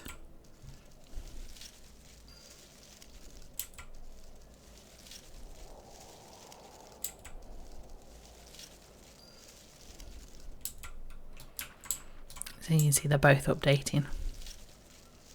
Do I need anything more? Probably. Oh. The rare. Okay. So that's everything for Tammy. I'm going to go back to Tammy. And I'm going to say, hey, Tammy, I've done. And she's going to say, welcome back again. The cookies are all baked. Did you find me some nice fruits and berries for the next batch? I did. Here you go. 13. It's ridiculous. I'm used to playing on the TLEs and it's like you do this one quest and she's like, yeah, thanks for that, and like 10% goes on here. It's on live, it's like, yeah, here's a level. Love it. Absolutely adore it. She says, thank you for your help. Now let's get to work. You take a batch of cookies and I'll take another batch and we'll see what's on people's minds around here. Now, what sort of rare do I want?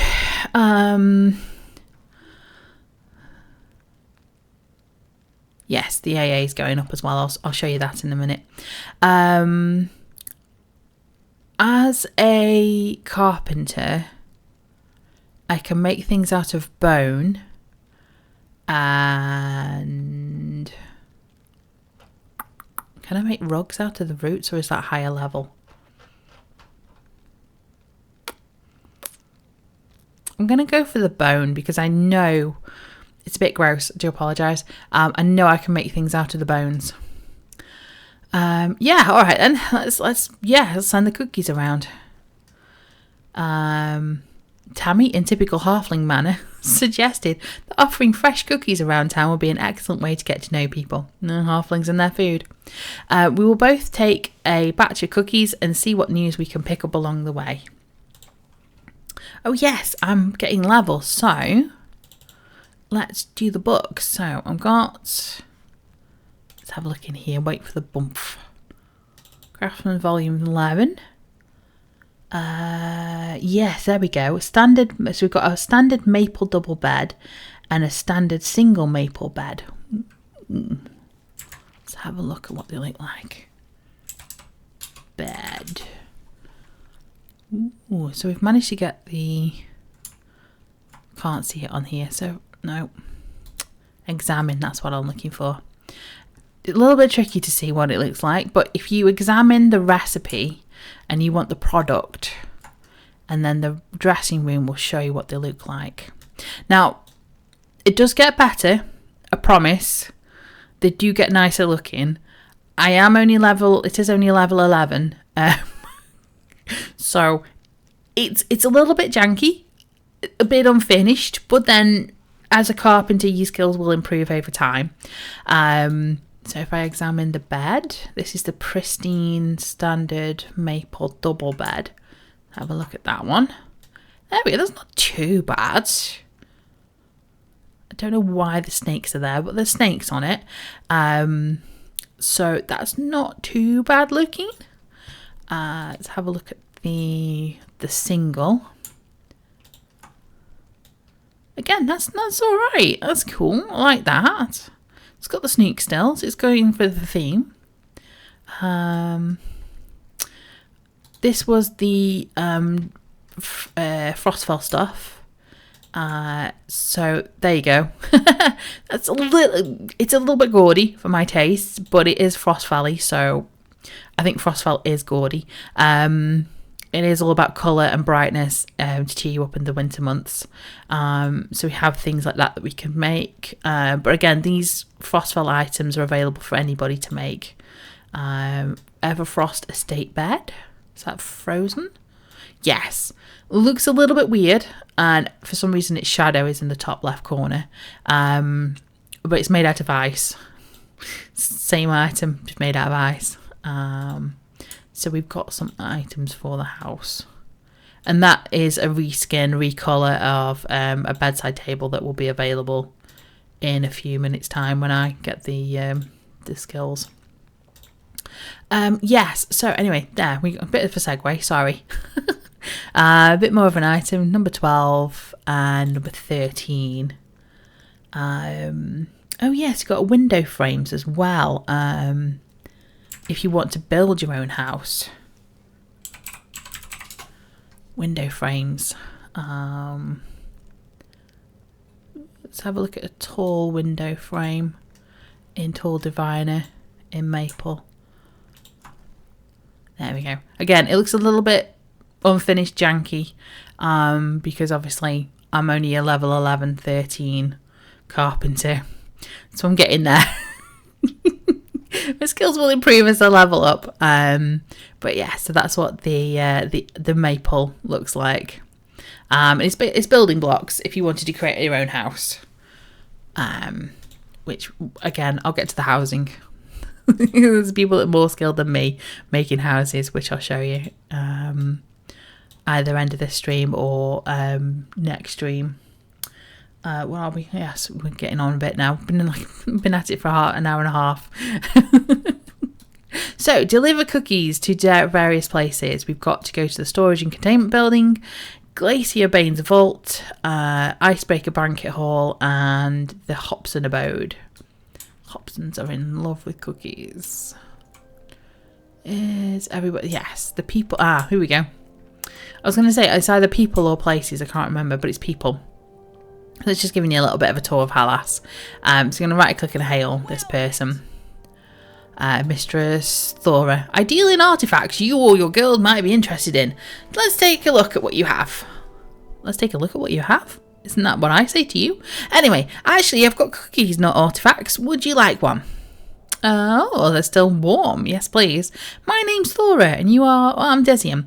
Glad you like them. It's so polite. My first response is like, glad to meet you. No, it's glad you like them. Tammy over in the furs and leather shop baked them. Well, please pass along my thanks. They are delicious. And how is this fine day treating you? Oh, very well, thank you. And yourself, anything going on around here? Oh, nothing new here, really. Business as usual. I'm looking forward to the big banquet coming up. There's always a big social event. Perhaps I'll see you there again. Perhaps I'll see you there. See you again there. Why is that so hard to say? That would be nice. Well, enjoy the cookies. It was nice meeting you. It was. Very nice chatting to her. Right, who's down here?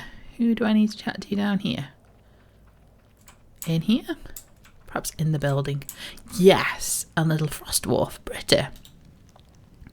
Cups, napkins, extra chairs, but however will we do without the plates? Oh, hello there. Is that something you're bringing to the banquet? Hello, I'm Desium, and no, it's not for the banquet.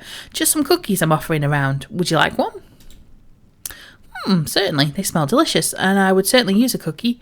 Have we met, by the way? My name's Britta, and I'm trying to get the hall ready for the upcoming banquet. Just a few issues to sort out still. Oh. I'm Desium. I've been helping out Tammy from the Ironforge Exchange recently.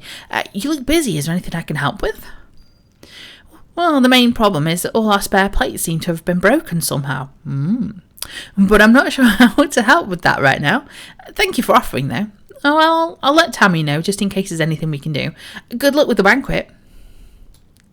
And then... who else? Somebody around here?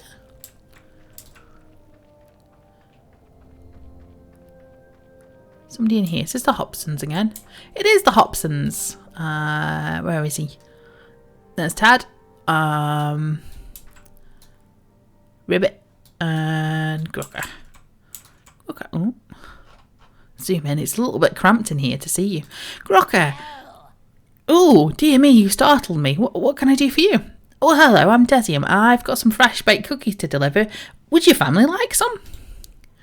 Oh, that's most kind, but no thank you. My dear husband is a marvellous cook and keeps us well fed. Are you new around here? I'm Grocker, and that's my husband Ribbit, and our son perched on top of the bookcase over there. Well, thank you. My name's Desium. I just started helping out Tammy at the furs and leather shop. Why is your son perched on the bookcase like that? Oh, don't mind him. He's got a very active imagination. Right now, he says he's scared of rats. As if rats could survive long in this climate.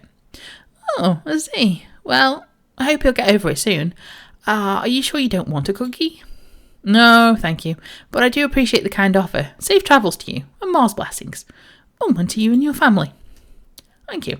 Well, no cookies, but they do have a problem with rats. I wonder. I wonder if I'll be using that in a minute. Somebody else somewhere. In here? Yes. Again, it's a little bit cramped, so I'm going to go in here. Burgruff. Good day. If you're looking for some books, please speak to my colleague Ricka. Oh, actually, I'm delivering some fresh baked cookies. Would you like one? Why, yes, I'd love one. Thank you. And you are... Well, my name's Desium, and the cookies were baked by Tammy from the Ironforge Exchange. A pleasure to meet you. I'm Burgruff, and I trust your day is going well. That's very well, thank you. And yourself? It's been a quiet day so far. We've been updating our library with copies of some books from the pilgrims have brought. Feel free to stop by any time, especially if you have more cookies. Yeah, well, thank you. I'll certainly keep that in mind. Interesting. So we have a teleport trainer. That is Darren Daybreak. Oh, Daybreak, the name of the company. A bit more hydrate. Yes, and then is that Ricka that... No, that's Dannon. Who's Ricka? Gerla? Ricka. Sage. Okay. That's what you guys are all in here for. Right. Return to Tammy.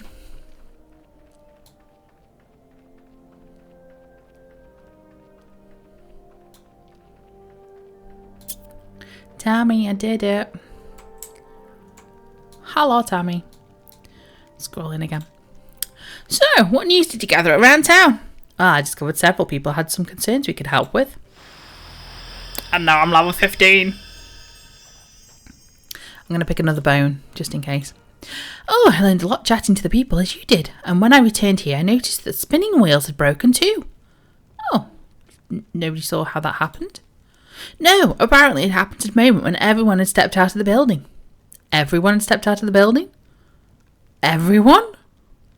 There's like 4 or 5 people in here. 4 people. Me included 5. Oh, okay. Nobody saw what happened. Very suspicious, but that's something that you could help with if you're willing to fix. There. Put that in a sentence. Yes, I can make new spinning wheels if you give me some instructions. Let the spinning wheel spin. So, have that one. I received spinning wheel basics. Is it not? Is it in my box? My bags? I'm used to carrying around boxes, I do apologise. Yes, so sometimes you'll receive recipes. Well, a lot of the times when you're doing crafting quests, you'll receive recipes in your bags. So just check the bag if you can't find it. It may not automatically go into your recipe book. Right, oh yes, I'm going to need that. Let's have a little switchy roundy rooney. there, just to fill that. Let's scribe that one, and we'll scribe that one. So we're up to 15 now. So we need to make some spinning wheels. Spinning wheels. Spin it. Is that how you spell spinning? Spinning wheel. Yes, I'm going to need some maple lumber tuber strands. So I'm going to go out and harvest. This is the point. You'll find this when you get quests for trade skill. The first few will be, just run around and help people a little bit. And then after that, it will be, cool. Now you've got that. You're off on your own a little bit more. So I'm going to do some harvesting. We'll do close quest now. Oh, it's just 1 item. Okay. But we'll do a blanket harvest. Like I say, it's a bit more of a chill stream. Just a bit more harvesting. We'll get some items for Quo. We'll pick up some tier 2, I think it is. This? I forget. We'll get some items for him.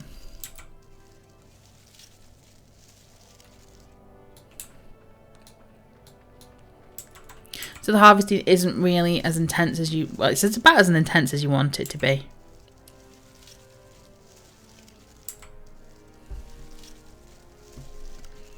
You can relax a little bit and just pick up some bits. Do you need to change your scenery? I'm fed up with the cold.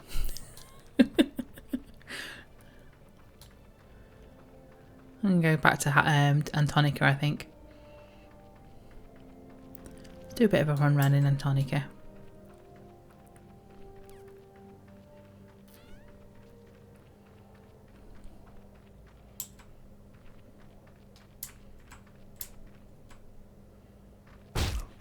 Sorry. Apologise to my poor character. Antonica, there we go. Let's go back to somewhere where I've actually done some harvesting. Well, not harvesting, but crafting and questing and things. And we'll have a run around here. I am level 34. I think. What actual level am I? 34, yes. So I will be okay running around, well, at least the front part of Antonica, if nothing else. We can have a look for items. Of course, it's night time, so it means that the crickets are out. Oh yes, I need crab meat as well, don't I? Don't think there's any fish in here. There is fish in the river though. If I go out to where my Gribble farm is. Bit of a run, sorry. I have favourite spots where I like to harvest, so I'm going to go out there and have a look. But my Gribble farm is a good one. I'm giving away all my harvest spots actually. Pretend you don't see this.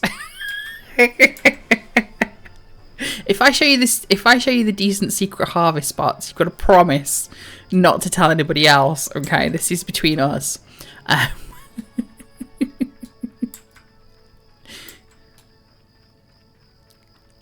you'll see a few bits as we go past. But yeah, I'm just going to go to the farm. But this is an area where you can harvest quite a bit actually. It just hasn't got a river nearby to find the fish.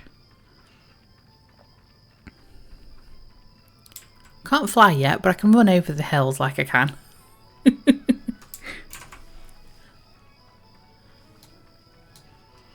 I'm going to pass all these harvest spots.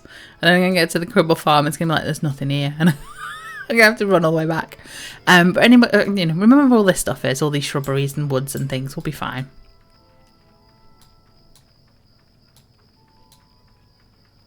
Oh, I'm thirsty, but I didn't select anything to drink. Thanks. So let's try the river a little bit first. You're not. Yes, you're fine. Cool, cool. And then I'll go over the hill to the farm. Right, so the easiest way I find is I'm going to give myself the ability to breathe underwater. Wow, that's still loud. I need to fix that. I'm going to go into first person. Is it not going to let me in? Oh, am I too tall? I'm used to playing smaller characters.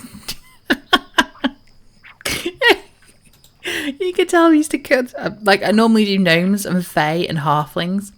But I thought I'd do a cat, a Karen, because it raises the sort of field of view rather than you seeing. Oh, I'm gonna have to. Do I crouch? Oh, if I X. Normally, I'm looking at this view. Normally, you can see under the water. I can't do it. I show a fish somewhere. There. Did I get everything? No, I just need a couple more groupers. Normally I'm swimming up and down this place and I don't have to look. I can just see the shoals. There's another shoal of fish somewhere.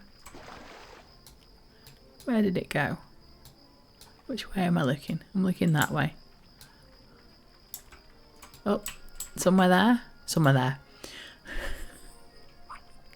Oh no. Oh, my plan's foiled. Wow. 13 raw crab meat and not a single grouper.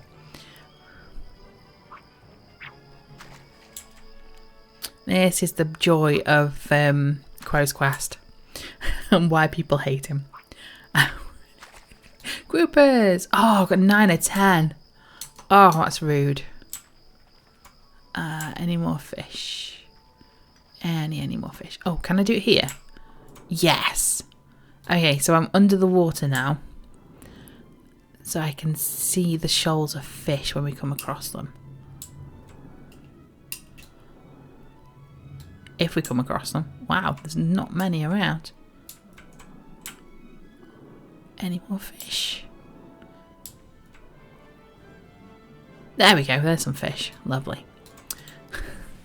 They're a bit easier to spot when you can get under the water. What do you mean nothing found?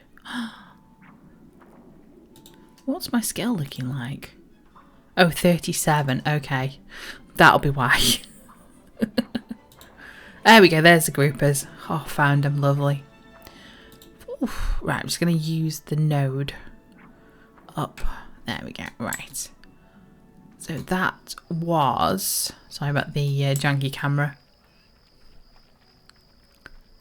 And the McGribble farm... McGribble? Doesn't tell you. Normally it pops up at the corner. This is sort of a safe place. As long as you don't go and aggro the scarecrows or the earth burrowers or even the farmers themselves. There isn't anything around here that is going to wander in and tag you as aggro. There's nothing aggressive here that will kill you. So you can get to this spot. You can harvest quite easily here. So you can pick up a few bits. So I'm just going to run around and grab some bits. McQuibble, there we go, it's popped up. Sense of foreboding or something it says somewhere. One of them. So I'm just going to get like a generic sort of all-round blanket harvest of items and also complete Crow's Quest. Does it say? Yes, you've entered the grounds of the McQuibble farm. You feel a strange sense of foreboding. Bum, bum, bum. And if you stick around in Halloween, you'll find out why. I'm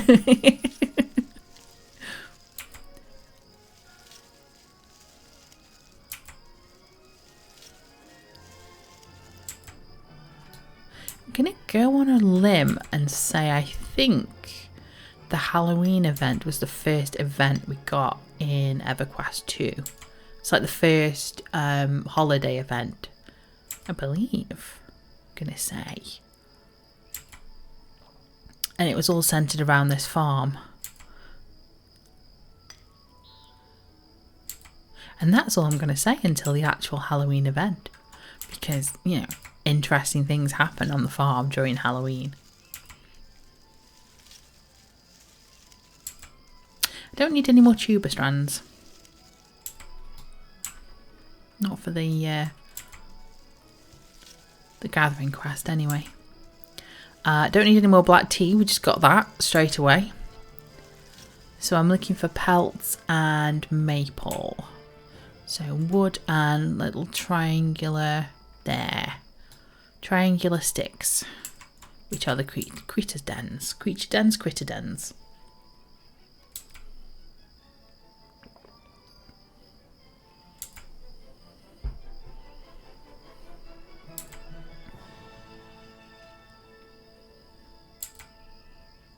And I'm going to find a lot of nothing found as my skills increase. But you can kind of see there on the side that the skills are increasing. Are these aggro? No, they're not aggressive at level 34. Lovely.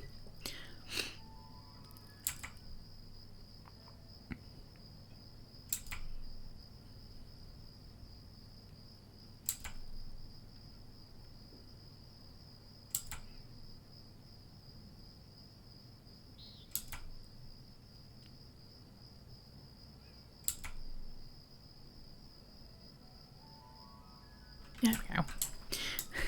It's like, got everything, just need to harvest a bit more.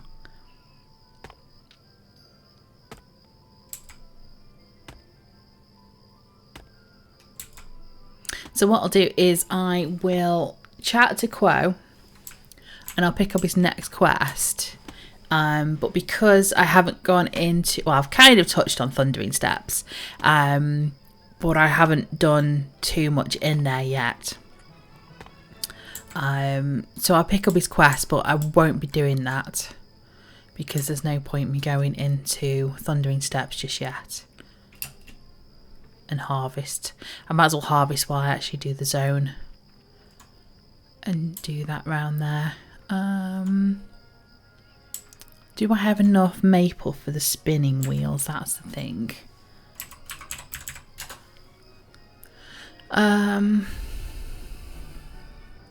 Yes, maybe a bit more root because we've only got 15 roots. Ooh, shiny. Oh, that's a bit hidden by the bush. Is it? Ah, I'm gonna fill my bags up way too quickly. I see the other shiny. I'm gonna get it in a second.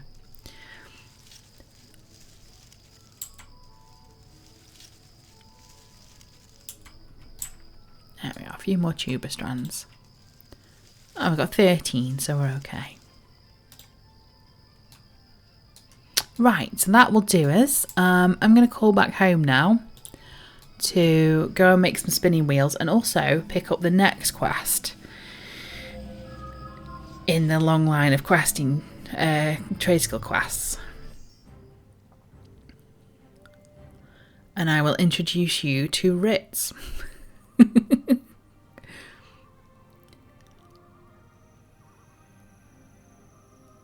Because I can't go back and mentor down and do... Oh, I moved it. Fudgel. Who in the comments was going to tell me that I changed? I was no longer outside Hallas. I moved it to be next to Gildas, didn't I?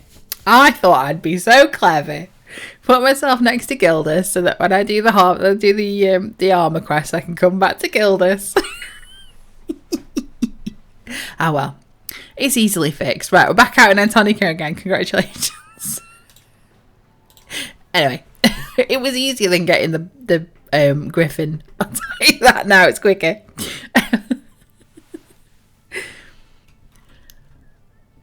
Yes, so we're in Frostfang Sea again. Trade skill Ritz. Because I can't mentor as a trade skill, I need to pick up a quest before I lose the ability to make it or complete it.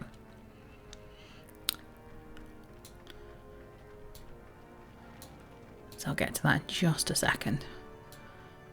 It's a bit of a long run, this is.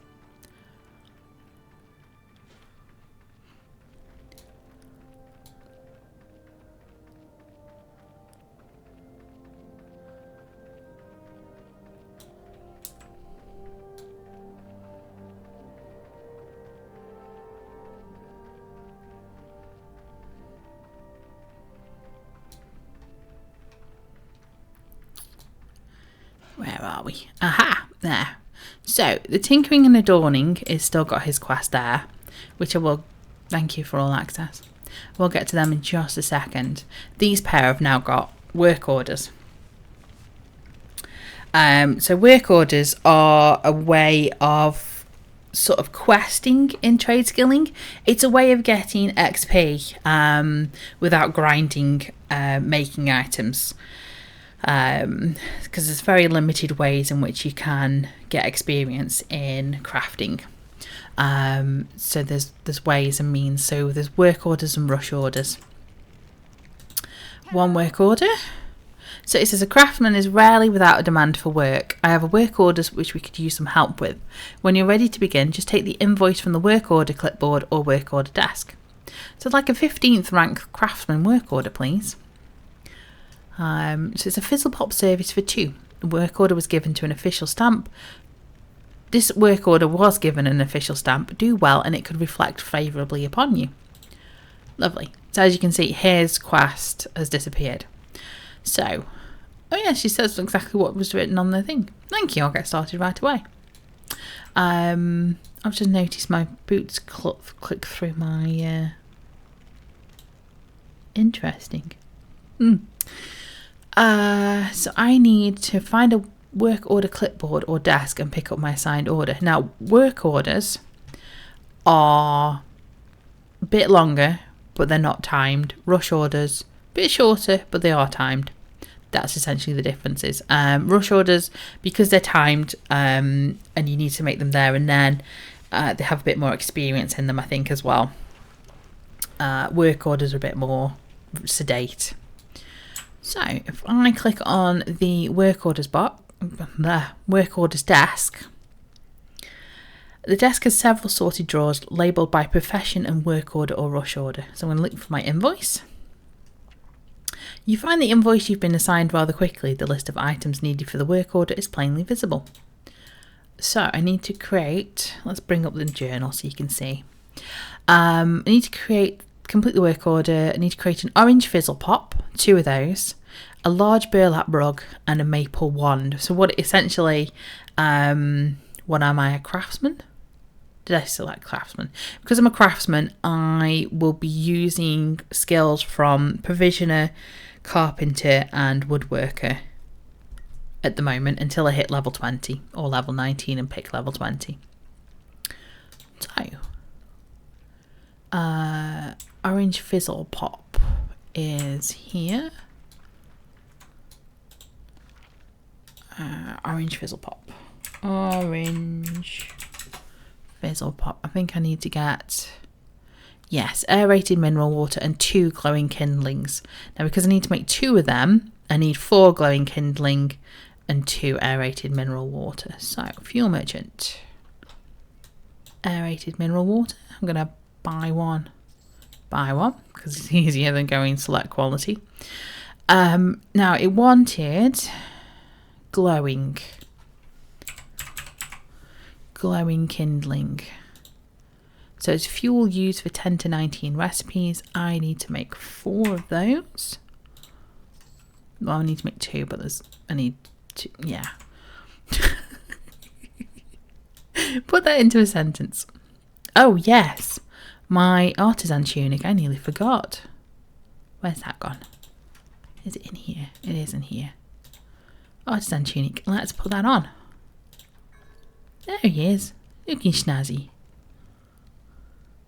I'm going to leave it like that so I remember that I'm wearing the artisan tunic.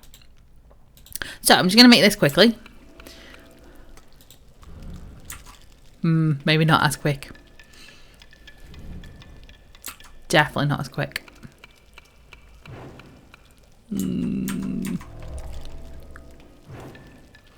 That blue bar is... well, green bar is disappearing. The blue bar is not coming through as much as I wanted it to. Ooh. Let's try 3, 2 and 1. Let's try 3 for a little bit. This is the problem with the lower levels. You're kind of like fighting a little bit until your skills upgrade. No, green's coming back. It was. Let's try 1, 2 and 3 again. Alright, I'm going to do a cheeky 6. Maybe. Cheeky 3. Another cheeky 3. Excellent. And as you make items, you'll get it's the fuel cost, I think, is come back to you. Now it's going to want a burlap rug and a maple wand. I bet you're going to want filament, aren't you? Burlap rug. Let's try rug. Pristine large burlap rug. Yes, glowing filament. So what? Do you sell glowing filament? Yes, you do. Lovely. 2 of them. Pristine large burlap rug. There we go. Okay, let's try 6. Yes, a bit more my style. Yeah. Another cheeky 6. Yeah, another one. Let's go for it. Ooh, now it's going to be a 3 now. Yeah, another cheeky 3. Oh, a 2, a 1 and a 3. There we go. Yeah, not too bad. And then maple wand. So that's going to be on here.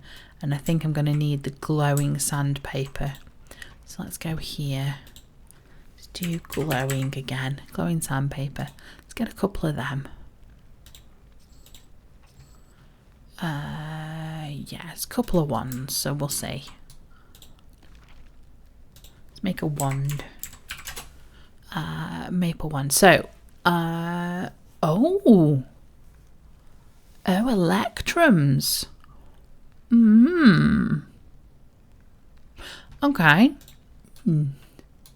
Thank you, Cleo. It's much appreciated you being here. Take care and I'll see you soon. Oh, Hagley barked at me.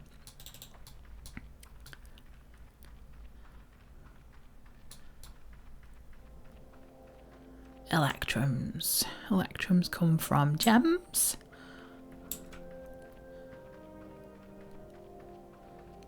And they are...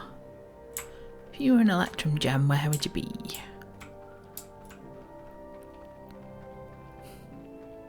See you soon.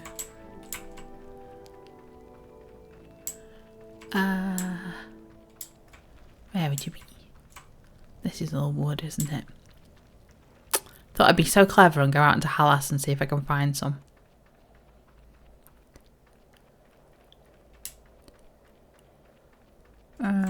Ooh, is that electrum? No, that's the ore, but we'll grab it anyway. Yes, we didn't see much stuff, did we? We didn't see any gemmy things. Wait, what level is salty loam? Yes, 10 to 19. Okay. Any behind here? It's normally tucked up on the edges.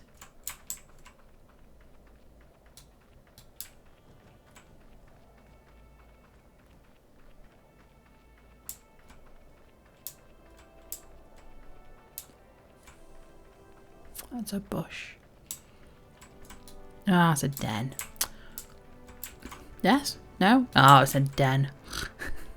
It's a confusing den. Oh, no. Oh. No, I didn't hurt myself. Put that one in the bags. Well, we didn't hurt ourselves. Oh, there we go. There's a gem. Frost rimed rock.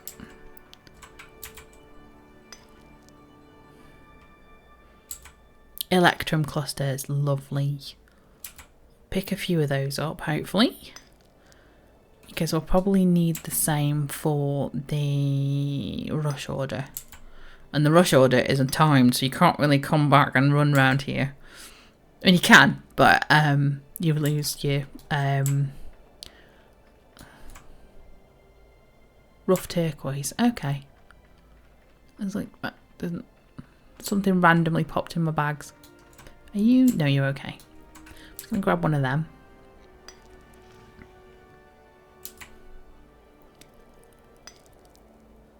Bit more of a chaotic stream.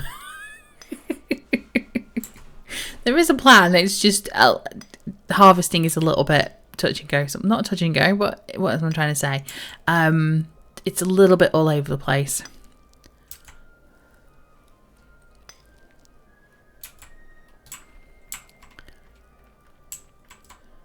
Promise you it does settle down in the higher levels. You just... Oh, silver, nice. It's just a little bit sort of... I'm trying to do a lot of things at once so I don't miss quests. But if you're just there for experience... Ooh, shiny. Grab the quest from Tammy, complete that, and carry on that way.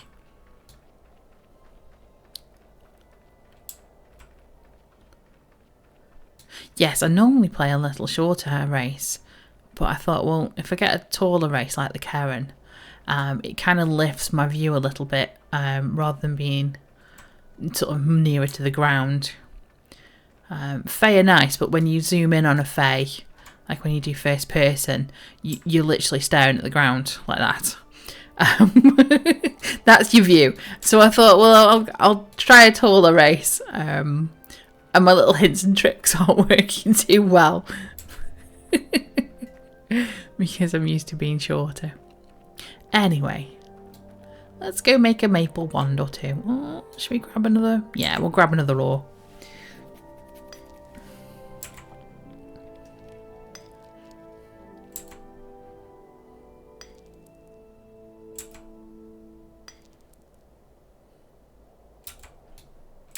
There we go.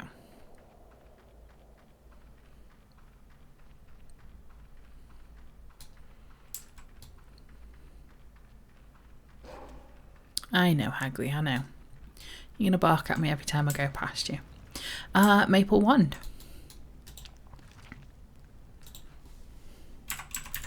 Wand. Okay, so maple wand. Oh, it takes 2 glowing sandpaper per item. Interesting. Okay. So it starts to ramp up and needing things.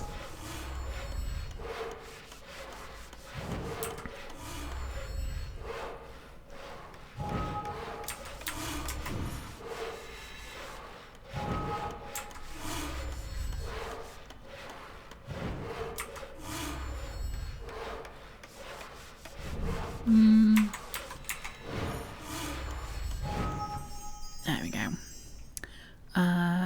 Just the one I made, so I need some more glowing filament. Not filament, sorry, glowing sandpaper.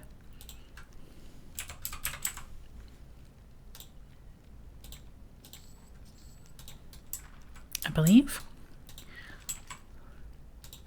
Said it with all the confidence. Glowing sandpaper, yes, lovely.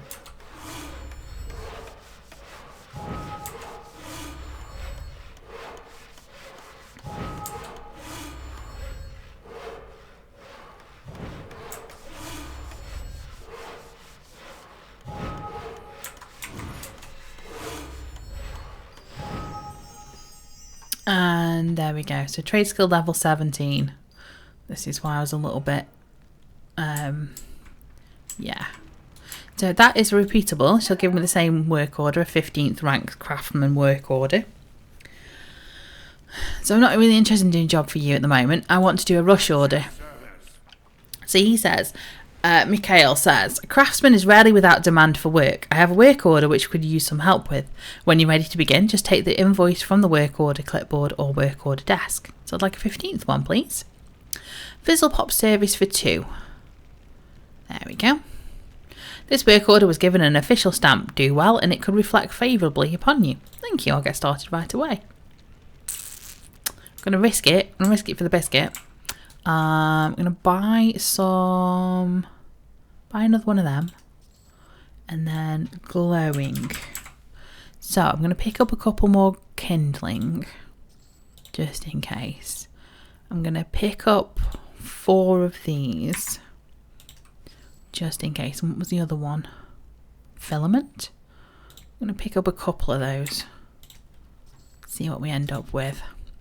So that's me being prepared. Because I know as a craftsman work order, it's going to ask me to make 3 items, 1 from each of the subclasses. So I'm going to click on the work orders desk. And it says the desk has several sorted labels, blah, blah. Look for my invoice. And it's giving me the same one again. Oh. Oh. Normally you give me a timed quest.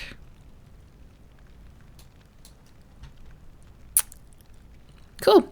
That's alright then, I don't need to do that.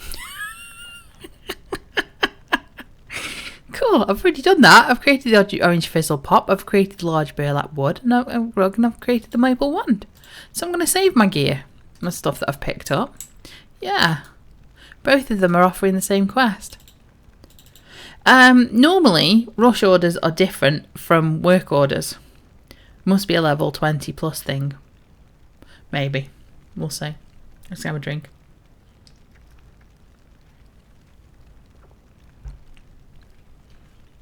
I'm gonna have a defiant drink. Oh, I nearly didn't make some spinning wheels. Should we try and do some spinning wheels now?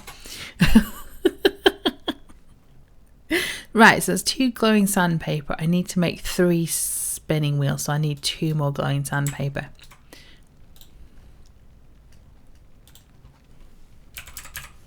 Glowing sandpaper, 2 more. Buy one.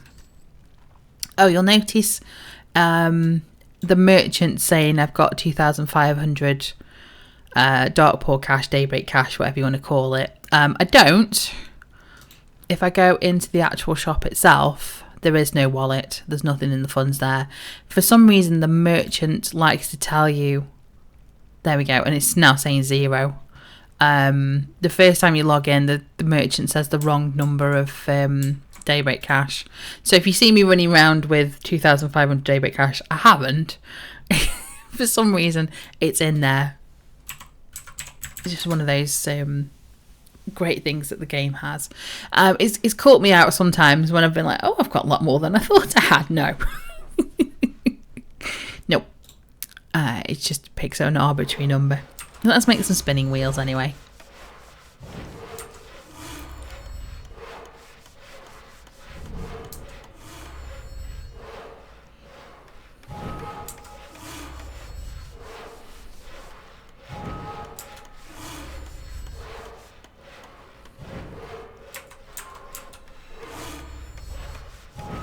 There's one.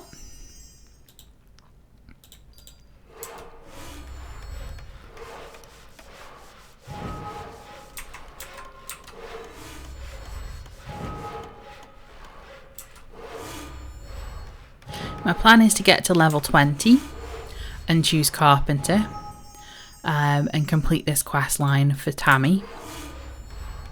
Or complete the timeline for Tammy and then get level 20. I don't know which one's going to go first. We'll see.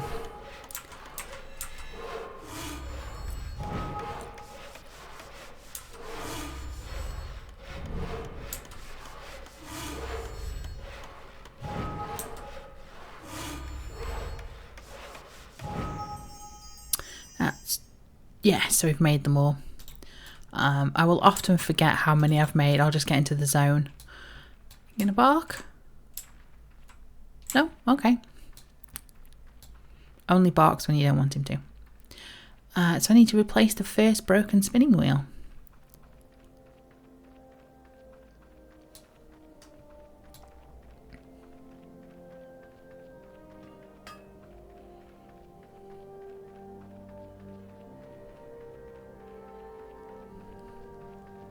So we're going back into the room with Tammy. And there's one broken spinning wheel. Where are the others? I forget. There's the second one. And then the third one is behind there. There's the third one. Nice. So let's return to Tammy. Hi, Tam. How did you manage with the spinning wheels? Nah, no problem at all. I've replaced them. Thank you again for the help. The new spinning wheel should get the work back on track right away. Now, we should address some of the other problems we discovered around town. I heard something about a problem at the banquet hall. Yes, all the extra plates they had in storage were broken somehow, and now there aren't enough for the upcoming banquet. That's a problem indeed, but I'm sure we can set it right. Take a copy of my recipe here, and if you make some plates, and I'll make some plates, and I'm sure we'll have enough in no time. Alright, I'll get back to work. I'll get right to work even. Let's keep it going. Let's give some bones.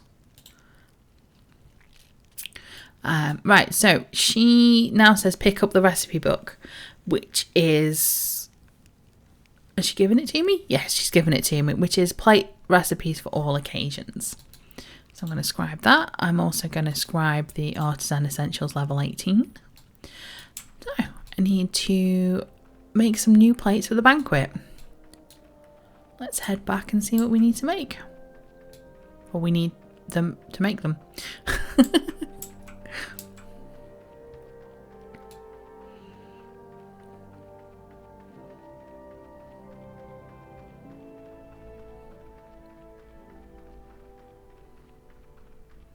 Is he gonna bark?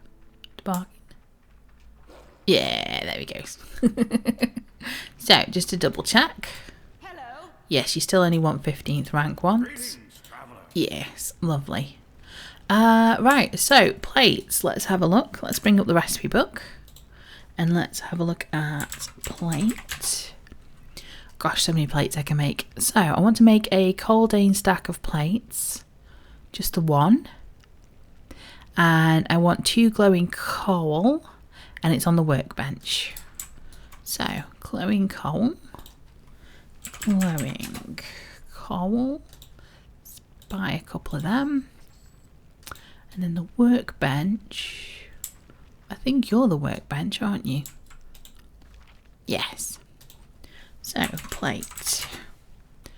There they are. And try a cheeky 6.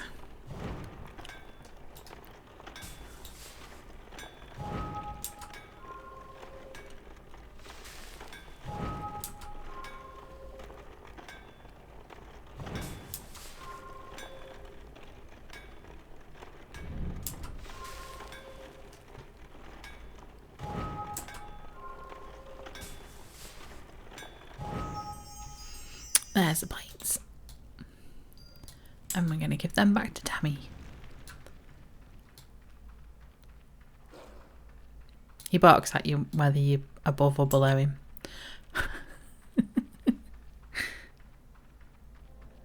Right, Tam.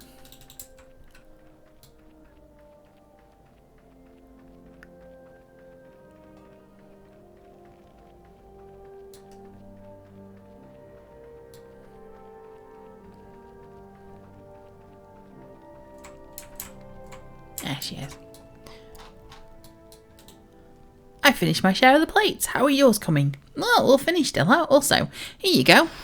Oh gosh. Also level 19.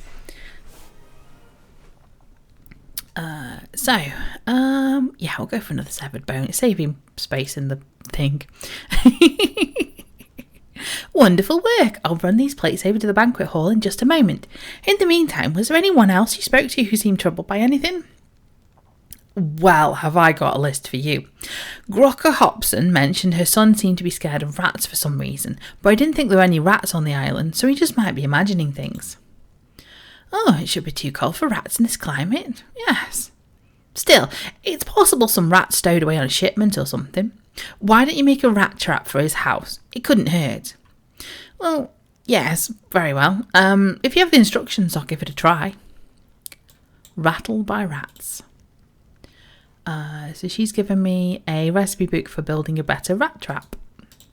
Scribe that. We'll also scribe the level 19 skills. Should make a rat trap for the Hobsons. Okay. Let's head back and make that.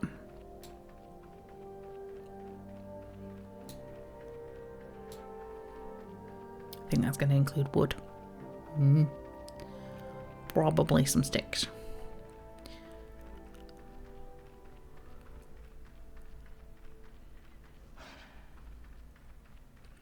So, while I'm here, do rat trap. Rat trap. Glowing sandpaper on a woodworking table. Did I pick up glowing sandpaper? Glowing sandpaper. No. 2, please. Woodworking table, which is this one here. Rat trap. There we go. Let's make that one. It's 2 cheeky 6.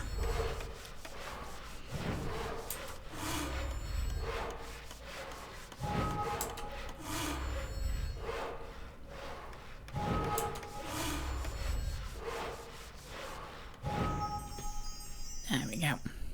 Oh, and don't forget, now that I've hit level 19, I could go and grab, if you wanted to, if it was here, if you wanted to do XP, chat to the trainer again. I'll do it after I've done Tammy's quests, but chat to the trainer and they will let you pick what you want to specialise into. So at the moment with being craftsman, it's provisioner, woodworker or carpenter. So you kind of pick your specialisation then. Right, so Hobsons. Let's put the rat trap down there. It's a good location to place a rat trap. There we go. All sorted, Tad. We got it for you. We'll have those rats in no time. We'll catch those rats, no worries.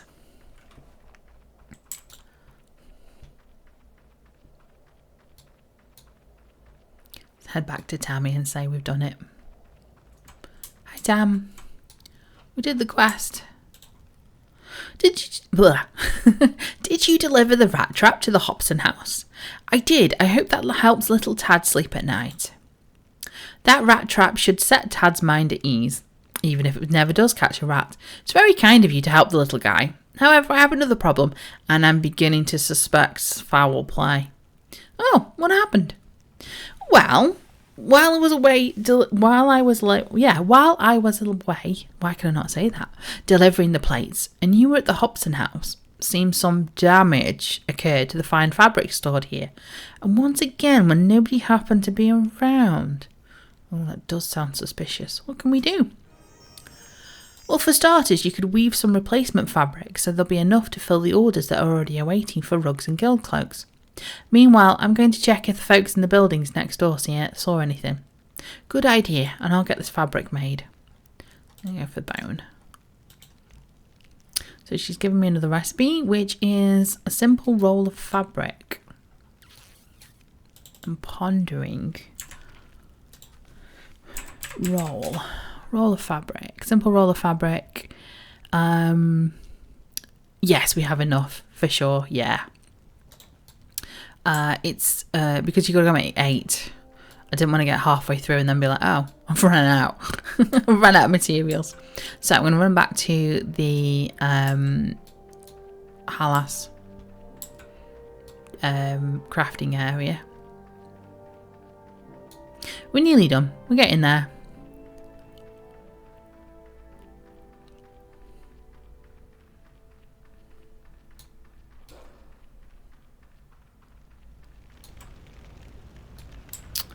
Rolls of fabric is going to be on there, and I want some glowing filament.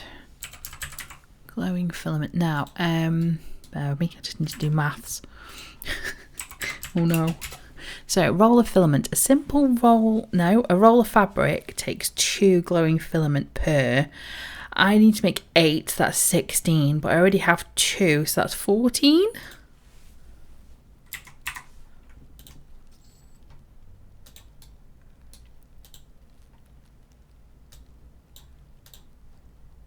We'll see.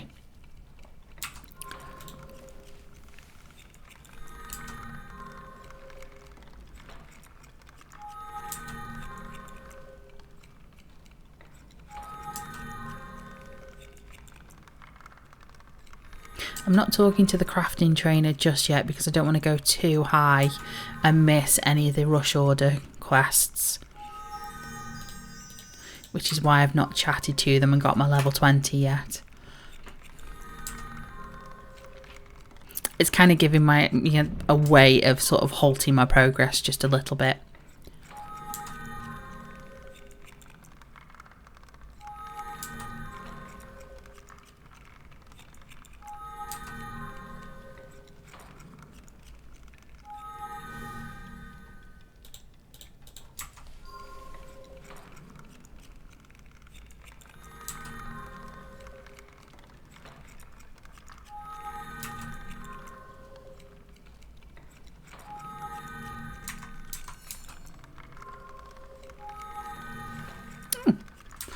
Very last thing to do. Very, very tiny little bit there.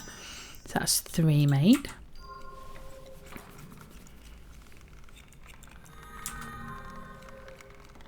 Oh, I pressed the wrong button. I was looking elsewhere. Oh, it's not moved. That's okay. Maybe? No, it's going okay. Oh, now it's sinking. Cheeky 3 just in case. How's my power? Yeah, we're doing alright for power.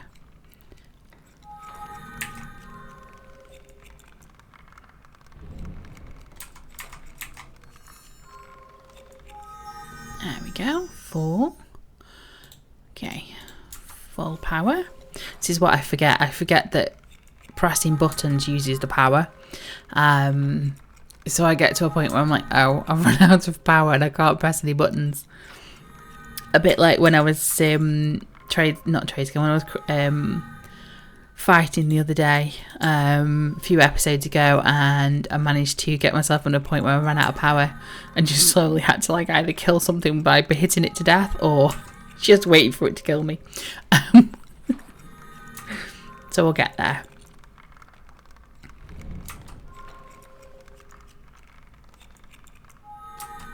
I'm waiting to hand Crow's Quest in until I drop over to level 20, so I can use the XP from that to give me a few more. So there you go, you must speak with a crafting trainer to become level 20. It was popping up when I was level 9 as well, that I couldn't progress to level 10 until I spoke to the trader. Not the trader, the trainer. Oh, I've pressed the wrong button.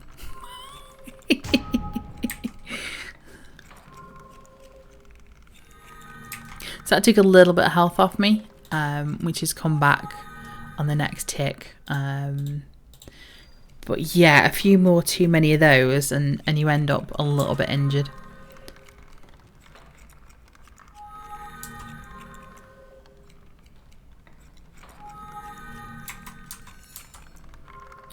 I hope the sounds of the trade skill bit is okay.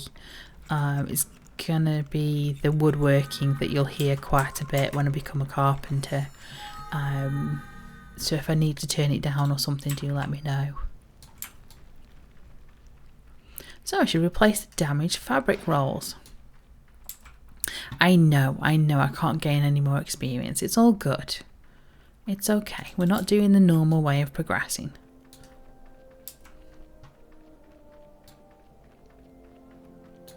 We head back to Tammy. We already saw the fabric rolls. They're kind of stacked up everywhere in the house, or well, in the building. Right, so 1 fabric roll, 2 fabric rolls, 3. They will only flash in the order that you can do that. So like I can't do the ones down below, but I can do that top one. So you just wait until the indicator of your mouse changes to a hand. And then just left click. There we go. Tammy, thanks. How's the fabric replacement coming along? Well, I've done the best I can to replace the fabric. Oh no, ding. Your fabric may not be quite the same as what the locals weave, but it'll keep people warm, and that's what counts. It's fine work considering you're new to this. Now, are you ready to help me further? Yeah, I'm ready. What can I do next? I've heard one of the merchants thought they heard a strange noise from the direction of the storehouse just a moment ago. Could you run over and check nothing else is mysteriously broken again? Right away. So she's giving me the storage solution. So, have a look at the storage. Hello, is there anything strange in here? Was it you who heard the noise? Oh, it's on fire. Oh dear, what a shame. There is a fire in the warehouse. I should look for something to put it out with. I wonder if it's these snowballs here, if these will help. Grab the bucket of snow and we'll throw the snow on the fire and the fire goes out. Whew. I don't know what Mistress Thora was doing, but she wasn't paying much attention, was she? Okay. Let's go back to Tammy. Tammy, you'll never guess. Welcome back. Was there anything going on? Well, when I arrived, there was a fire in the storehouse, and it didn't look like an accident. A fire! More damage to goods already in short supply. What did you do? Well, I put the fire out with some snow before it could burn any further. I'm glad you took care of the fire so efficiently. That was quick thinking. But if this is sabotage, and it certainly looks like it might be, then I can think of one very large landmark that would be a tempting target. A tempting target? A very large target? I don't know. Do you mean the shrine? Exactly. Now, imagine the blow to New Hallis if the cairn of the Huntress was destroyed. That shrine is what's drawing the pilgrims and new residents here. If it were gone, the city itself might fail. We must alert everyone. Well, let's get going. You speak to the Ravens of the North and the White Rose, and I'll alert the Sisters of Aralossi and the Wolves of the North. Alright. I'm going to go and warn the Sisters of Aralossi. Guess what? The building's about to be exploded. Sister Thug. Bear with me, I'm just going to have a drink.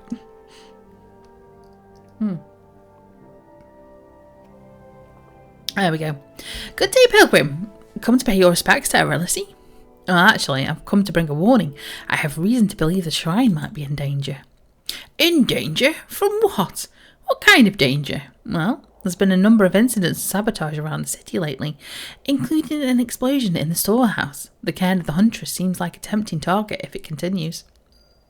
This is alarming news indeed. I will warn the other sisters and see if any of the guards can be spared to help. Thank you for bringing this warning. Could do no less.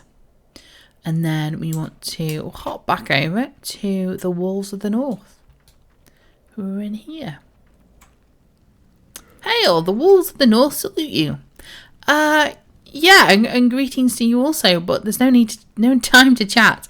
I've come to warn you that there might be a plan to sabotage the cairn of the Huntress. What? Mars Fist? Who would dare do such a thing? No? I'm not certain, but there have been other incidents around town lately. It seems wise to take precautions to protect the shrine at least. You speak truth indeed. I shall gather some companions, and we will head there immediately to stand guard. Thank you. I hope it's a false alarm, but better safe than sorry. Alright, let's see if Tammy knows anything. Oh, Decium. I take it you warned the Wolves of the North and Sisters of Aralossi. As we agreed. Why, have you heard something already? Yes, I have already heard news. It must have happened barely after you left the shrine. Thanks to your efforts, the sisters and some guards were watching from a hidden location, and they caught a saboteur red-handed attempting to plant explosives. Excuse me. Well, I'm glad the saboteur was caught. Was any harm done? No, the statue remains unharmed, and the saboteur is being held for questioning. I spoke to Nicholas McCraft of the Ravens of the North, and he felt like the coalition of tradesfolk may have been behind the sabotage. The Freeport Crafters Coalition? Why would they do that? The coalition is not quite the same as the organisation. Oh, is not quite the same sort of organisation as the Ironforge Exchange, friend. McCraft said they've been trying to convince New Hallas to sign an exclusive trade agreement granting all crafting business to them. Their method of persuasion extended to more than just talking. Oh, I see. That's not the kind of trade skill profession that I want to be. Okay, thanks, Tommy. The damage is prevented. And I believe that finishes her quest line. Yes, she says, thanks again for your help. If you'd like a copy of the Ironforge recipes you used, you can grab my notes from the table beside me there. So that now becomes, I've been trying to hover over it for a while, but the Ironforge basic recipes is the recipes that we've been using. So I can, it's the roll of fabrics, the simple spinning wheel, and the stack of coldane plates. They're all they're all house items that you can make. So I'm just going to have that and scribe that just so I can make them later. Tammy now is a merchant who sells the books, and also, yes, it's whichever craftsman you've become, she sells the advanced versions. So there's craftsman, there's outfitter, and there's scholar. Those are those three that popped up in that box earlier. So anybody who is level 10 crafter, trade skiller, can come and do this quest line with Tammy. If you are Freeportian, so if you are aligned with Freeport, Neriac, or Gorowin, you get the option of doing the opposite quest line. I won't spoil that for you, but it's we've already seen it playing out. As a Kinosian, you are attempting to right the wrongs that the Freeportians have created, or rather the Ironforge Exchange, if you're aligned with them. You're working against the coalition in Freeport. So I'm going to buy the advanced books because I can use some items from them. Let's examine that. Has it got anything? Yes, so there we go. Pristine bone dining chair. Let's have a look. It's not looking too bony. But these are what we can make now that Tammy's given us the recipes. So I'm going to buy that. Buy that. Buy that. I won't keep repeating myself because that's going to get annoying.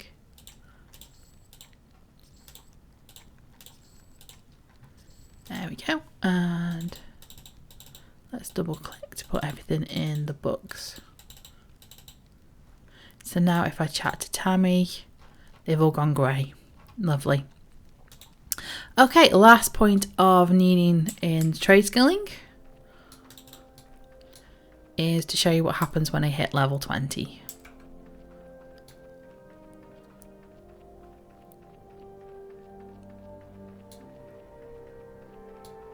You don't have to do the quests with Tammy or the other coalition. However, it just gives you a lot of XP very quickly if you do. Your alternative is to grind the level 15 quest in the work orders, if you so wish, or to make items individually and get those. So I'm going to hit level 20. I'm going to talk to the crafting trainer again. I'm going to hail her. So she says, I'm glad you continued on as a craftsman and came back to advance your skills. I can certify you in your chosen trade specialty. I need your name before I can start your paperwork. Well, my name's still Desium. And fortune be with you, she says. So I now select a class. Because I selected craftsman, I get the choice of a carpenter, a provisioner, or old worker. If I was scholar, it would be the other three, and then outfitter, 3 more again. So I'm going to go to carpenter. They make a furniture of all types, strong boxes, and a variety of sales crates. There we go. And I got the unread. No, I've got the achievement 20th ranked artisan, and I have unread mail in my inbox. Fortune be with you. Thanks and goodbye. So that unread mail that's dropped in is probably going to be where to go at level 20. The trades coordinator has a quest for me. Have you changed to... Yes, so these guys have changed to a 20th rank carpenter order. Greetings, traveler. And you've changed to a 20th rank carpenter rush order. So more quests are available. I'm going to leave them just now. I feel like I've talked about trade skilling for far too long. But that's where we are with trade skilling now. We've hit level 20. We have a lot more quests available. Definitely more than we had before. And I'm going to take the harvest back to Quo and we'll pick up his next quest.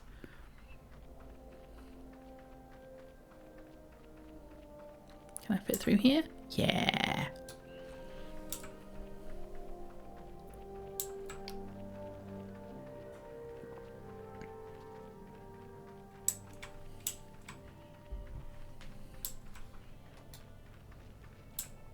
Oop.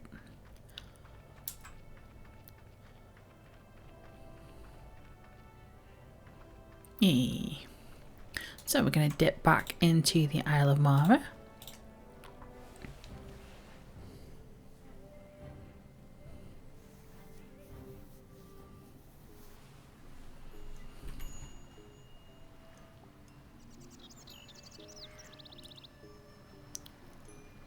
Maybe. The UI is complaining. I'm going to find the best way to jump over. Not there, apparently.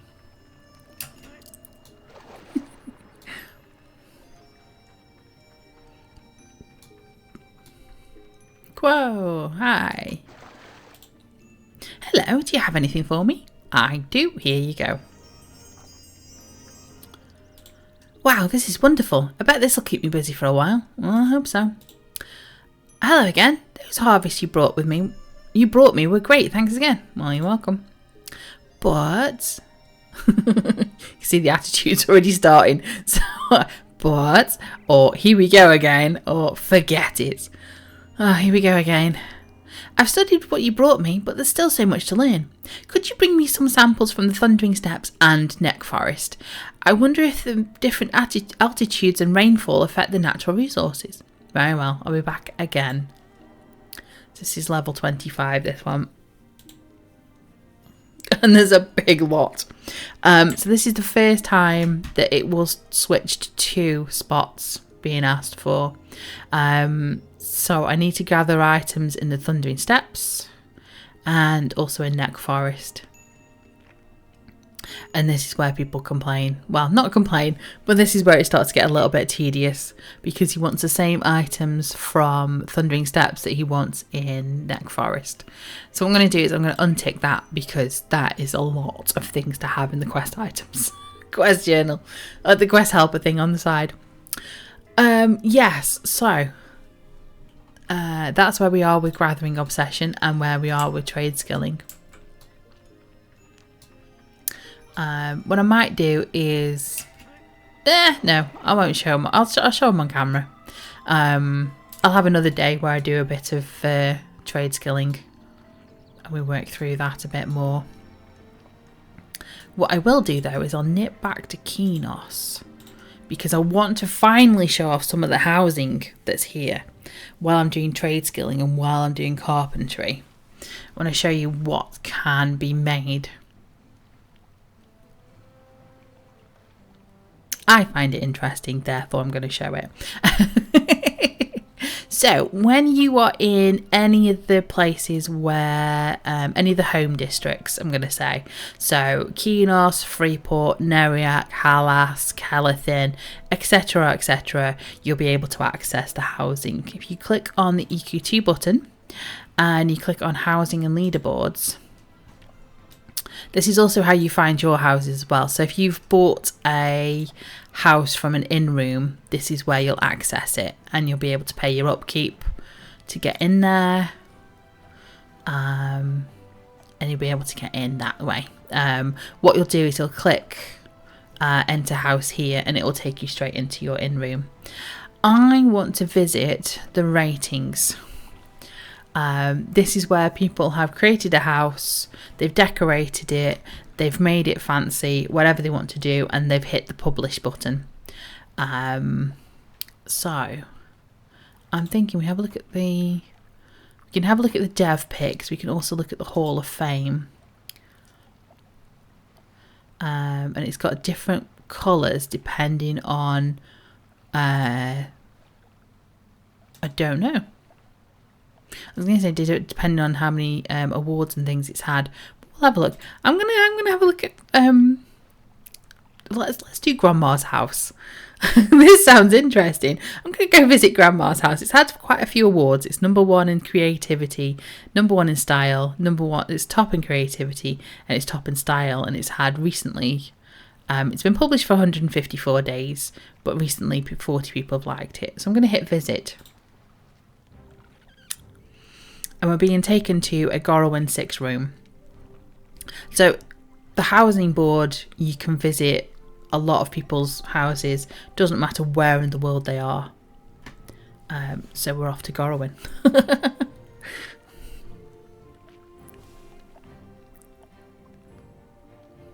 This might take a little bit longer to load. Personal houses normally do for me. So we'll see.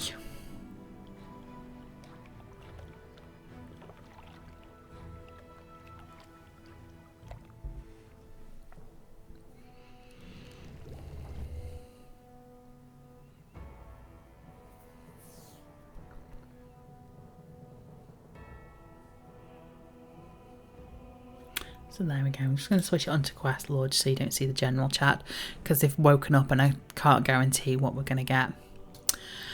So, here we go. Everything. This is not what a Gorowin 6 room usually looks like. I should be able to see. Yes. So I can examine things and I can show you what they look like. So that is what normally...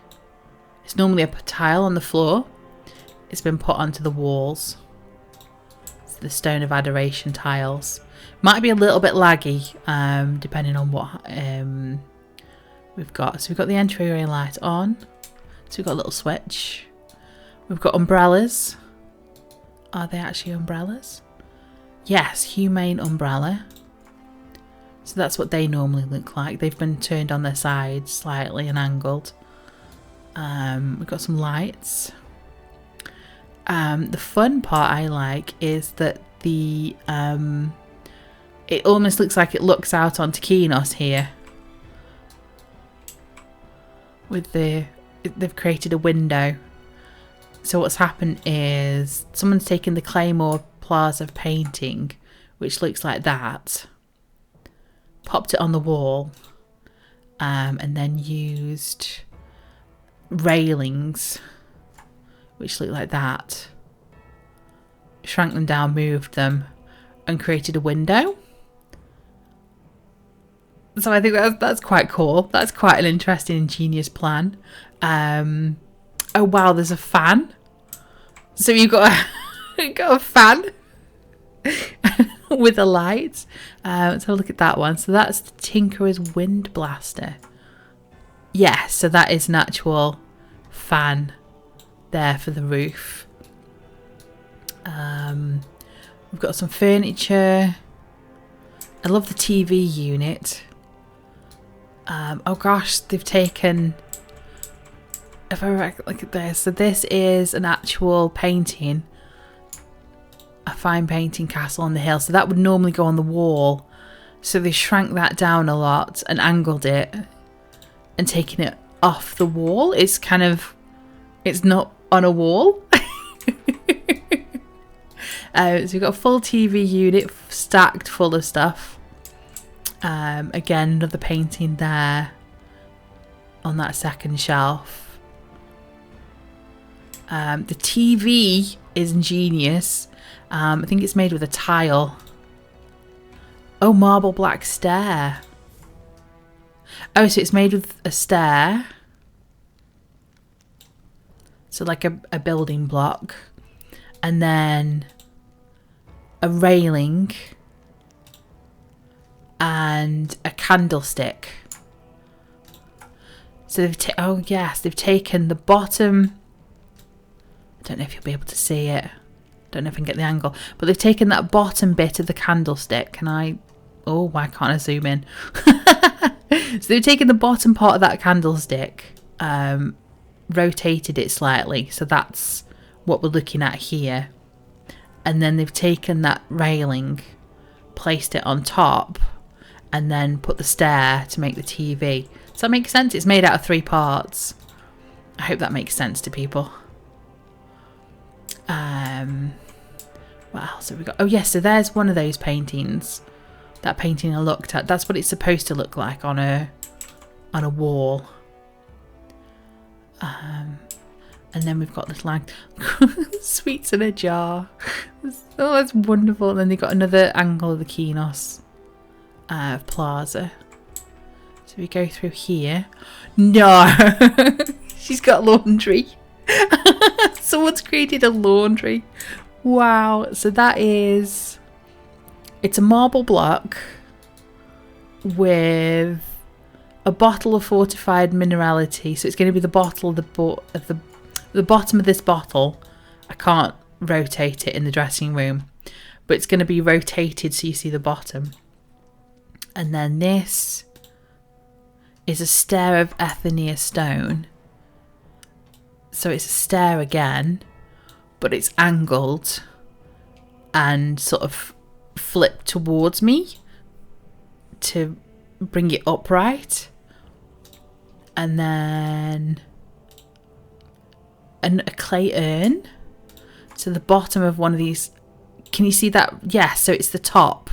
So that writing almost there, that on that lip, matches the very top of this clay urn. So it's been angled again and put in there. So it's all these items that have been built. And then is this one of these stairs again? It's a railing of impacted metal. Yeah, so there's the railing. So I think again they've used this very thin edge. And then I think that's another one of those bottles, yes. Or maybe it's the clay urn itself, I don't know. So all these pieces, these 5 pieces, have created that washing machine or tumble dryer. I don't know which one you want to call it. Maybe one's the washing machine, one's a tumble dryer, but you get the idea. And then so it's just all those 5 pieces make that one item. And then they've used a Halcyon stair on the top to create like a little wooden spot. And then the cupboard will have been created out of other items. So that is a railing. Oh wow, it's been made out of actual parts. Yes. So they've created a cupboard. And then there's a tinkerer's dresser. So that normally looks like that. Can you see how they've used the doors? Let me angle his head a little bit. So this top part with the circular cog moving has been buried in the top of the wall there. So you can just about see that. Yeah, you can just see the edges there. And then you can if I angle it slightly, you can kind of see the feet sticking out the bottom. And then obviously the laundry detergents and the towels have all been stacked nicely and neatly. And there's an ironing board. The ironing board is really fun. I recognise that. That's, yes, it's a sandalwood screen. So that would normally look like that.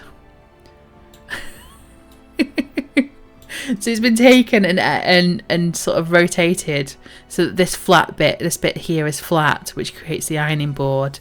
So you can kind of see the joins. These bits here is that join there. That's amazing. So let's have another look around. Can I open the doors? Yes, the doors will open. Oh gosh, so we've got a bedroom. The amazing detail that's in here. No wonder it's got so many accolades. It's all different parts here. The shelves. There's another TV on top of the wardrobe. Got a different view now with different curtains. I'm guessing one of these is going to be the bathroom. Yes. No way, we've got a loo. We've got loo roll. Thanks, All Access. Much appreciated. What is the loo roll made out of? It's a coffee cup. And a lucky horseshoe. A lucky horseshoe. So someone's taken a lucky horseshoe, which looks like that. And then they've put a coffee cup. Now the coffee cup has been turned on its side. So you're looking at that part, but rotated and sideways. That makes sense. And then probably the handle hidden. Wow. Oh, and there's a is that a sink? It's a pump faucet. Okay. Yes. There's a pump faucet to make a sink, which is made out of a shell, a bologna shell. So there's the, can't quite get the angle right, but there's the sink. So it's all made out of different parts. And there's a cupboard and a light switch. Go out. So then all this has been built out of white marble narrow divide. So it's all been made out of white marble, this. And the roof, well, the ceiling.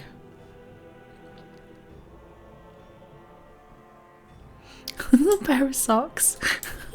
Oh no, it's boots. It's just a pair of boots been thrown by the side. As in grandma's just kicked off her shoes. Is this the... Oh, I can't open that. I'm assuming that's the wardrobe. Yes. So there's the back of a pristine... Oh, you can't see it. But if you turn... If that was to rotate all the way around, it would look... That's what the back of it looks like. And then... A bottle. So like the top part or the bottom part of that bottle has been used to create a handle for the wardrobe, or like the closet. I just love the attention to detail. So that's Grandma's bedroom. Where else can we do? Oh, we've got like a kid's room. Oh, the books that have been made into dominoes. We've got all the toys, which are plushies, popped in as Cloud Rat. And then all the plushies that are in the basket. Oh, and there's like a little dominoes. Oh, let's examine. What are you? Tower stacking betting tiles. Oh, okay. So that's how you look. You look just like an actual item. Another TV. I think every room's going to have a TV.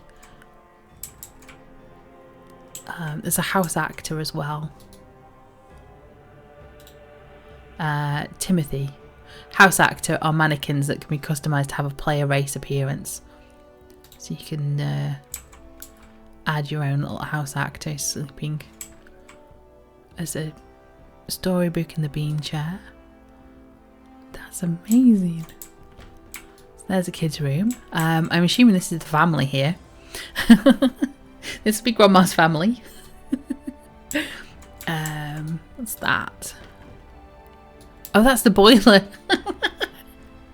That's the boiler for the heating. Okay. Found the bathroom.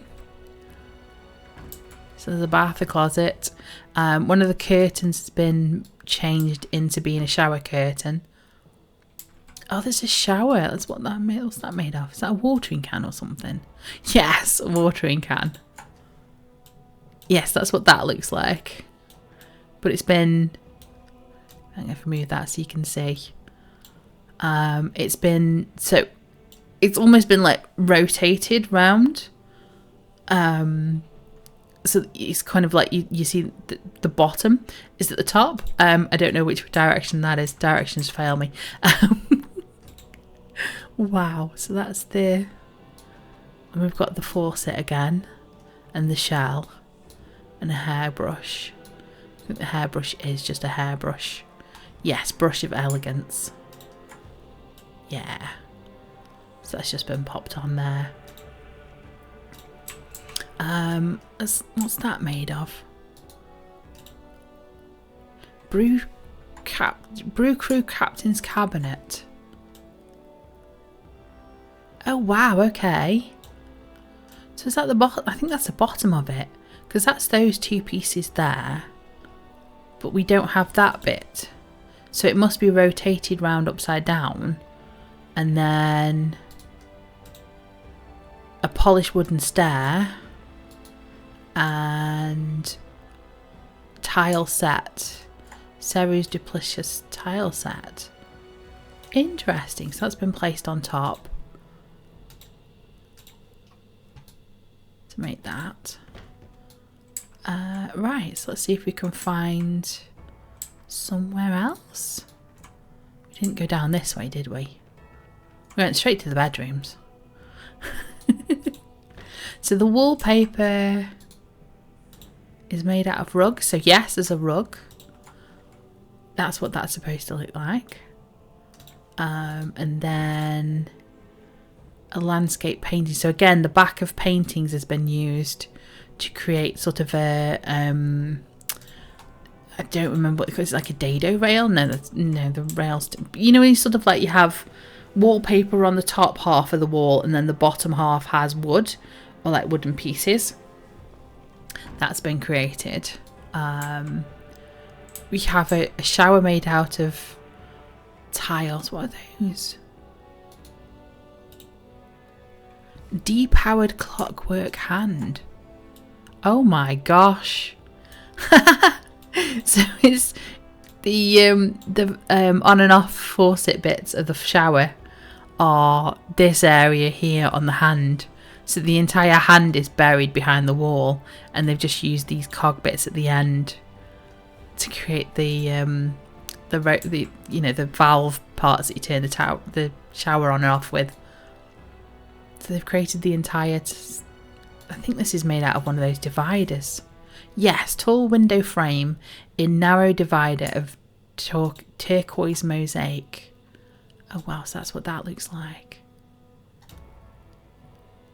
And then they've used something behind to inset, and then created shelves.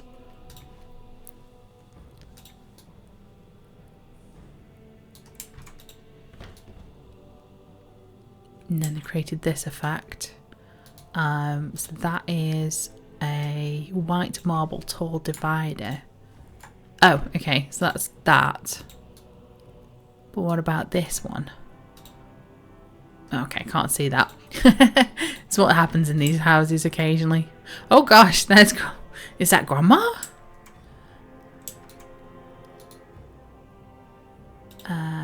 It's a house actor. Oh gosh, so here's Grandmother's. There's a microwave. The tiles are a little bit glitchy because of how they've been made, so put together. So I will try and not get the glitch tile too much on show, because I think it gets a bit strange sometimes on you. There's dishes in the sink. I've just got like an amazed look on my face at the moment. So that's a water bucket. Ah, so it looks like that. Kind of glitches in the dressing room, but that's what the water looks like inside, so it's the top of it. Hidden away. And we have stoves. Oh, and Grandma's painting area, or somebody's painting area. That's lovely. And pantry. I believe the pantry's made out of bookshelves. think I recognise them. Yes, a large redwood bookcase. I've made stuff with these things before. So that's that part there with the star and the engraving. That's the side.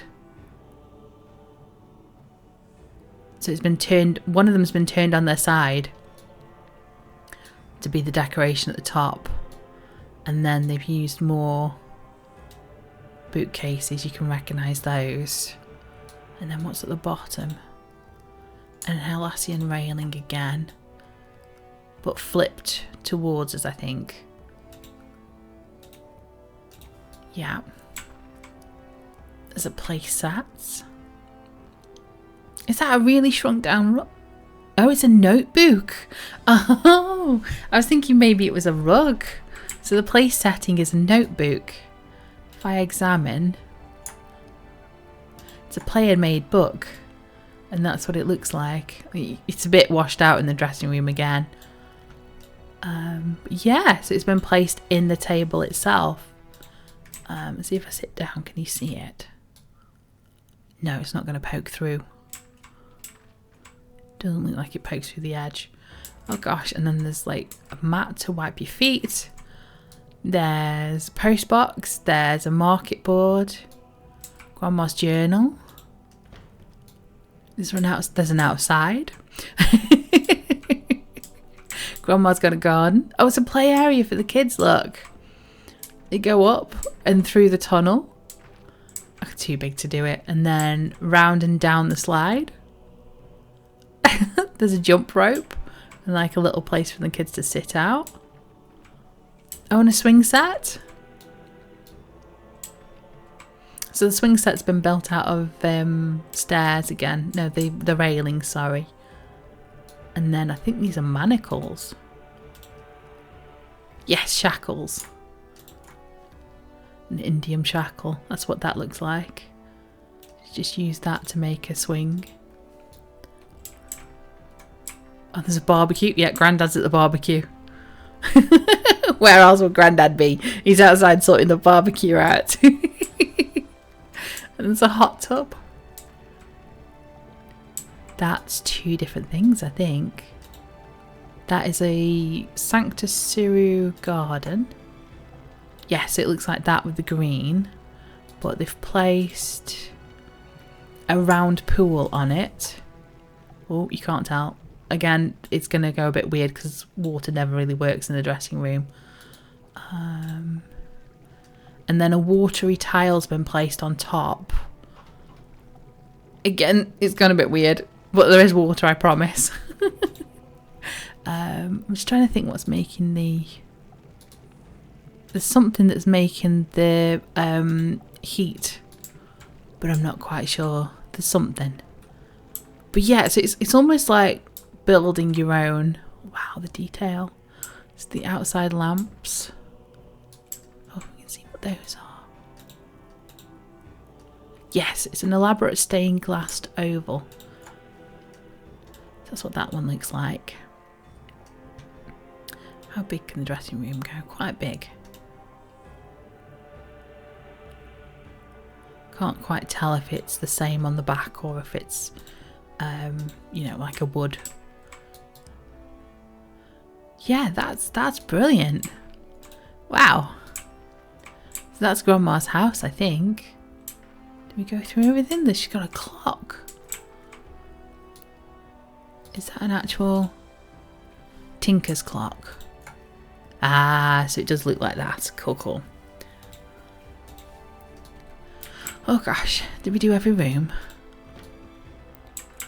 Yes, we did that room. Wow, so that's Grandma's house. If I have a look at the house window. Gosh, that's small writing. Can I make it bigger? No. Okay, so believe me when I say it's out of 8, you can place 800 pieces in here, and they've used 678 pieces. Can also use 800 building blocks. They've used 684 building blocks. So the building blocks are like the stairs and the marble columns and blocks and things. Like the washing machines were made out of a block. That's a building block. Makes sense. There's actually 1,469 pieces to make this house, with 10 in the moving crate. Gosh. Oh yes, you can kind of see what items are in here.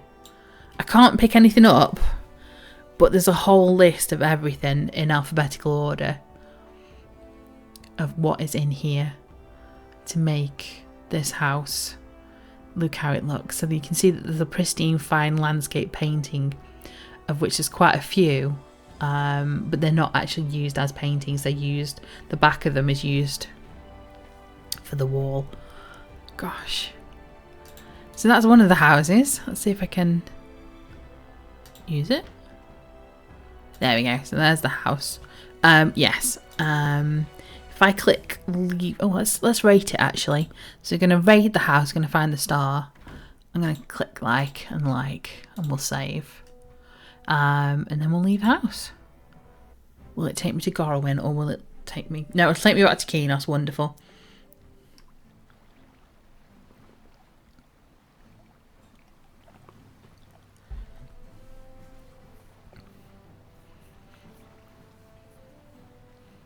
I'm back on the dock again. Whew. So that is an amazing house there. I'm going to do one more, I think. Let's do one more. Have we got... Yes, the Travel Dojo by Cloud Rat. Let's visit that. Because that is a another way of using the housing,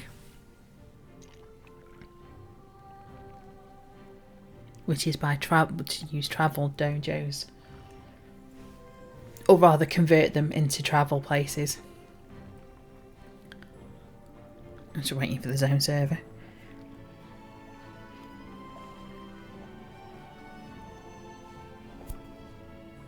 Eventually.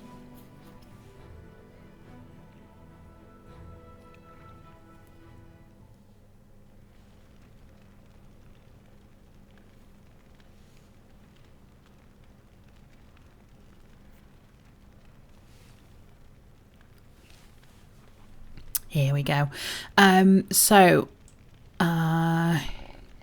Everything, pretty much everything. I'm going to be careful what I click on in here, because most things are travel portals, even though they don't look like they are.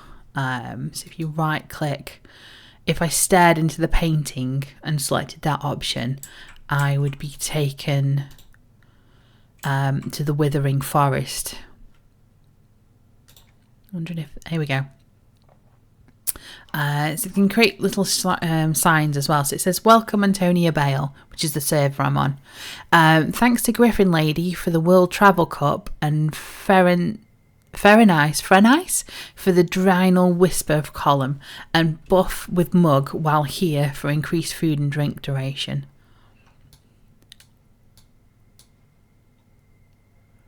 Global travel, so right click. So that's a travel cup. It's the Ambassador's Award, apparently. This special trophy allows you to travel all over Norath. This item is awarded to those who achieve the rank of Ambassador in the Daybreak Games Recruit Rewards Programme. And then this one is the Obolus Frontier. Cave in Obolus Frontier. So if I right click and examine, Sadel Star, this item can teleport you. I think that the Tender's Growth Fullet, to pull the user close to the source of its magic, so you would travel to Lesser Fadark, I think. These pictures on the wall will take you to different places in Valius. Tunneler of Thambrula. So yeah, literally just right click and examine most places in here and you'll be taken somewhere. This is a door to the guild hall. If you right click, you could go to a guild hall. There's a little crafting area, which I don't know if I can use that. yes, it looks like I can use them. So there's a crafting area as well if you want. There's a broker as well if you needed to use the broker. Market bulletin board. Doesn't look like it'll let me. But yeah, literally anywhere in here will take you somewhere. Even the carpet. If you examine the rug, no, actually, if you don't examine the rug. Shimmering carpet at the Citadel. It will summon you to the Shimmering Citadel. So do be very careful when you're walking around in here, because they'll either take you somewhere or you will be able to move somewhere. So that is the other, I'm just going to exit.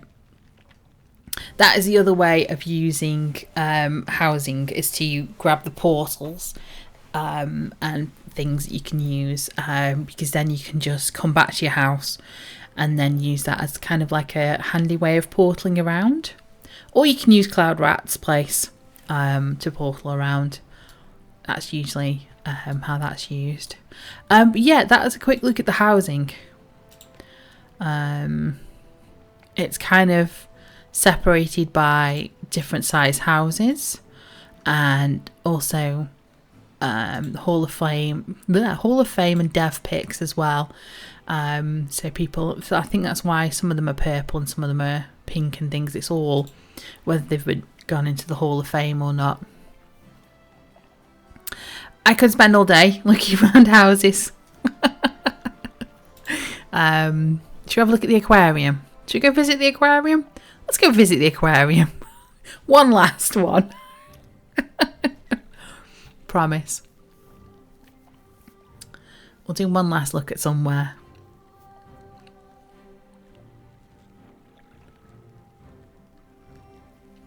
Because it's taken a while to zone into places, and it's also taken a while for my UI to load, and it'll just keep getting slower and slower until I reset.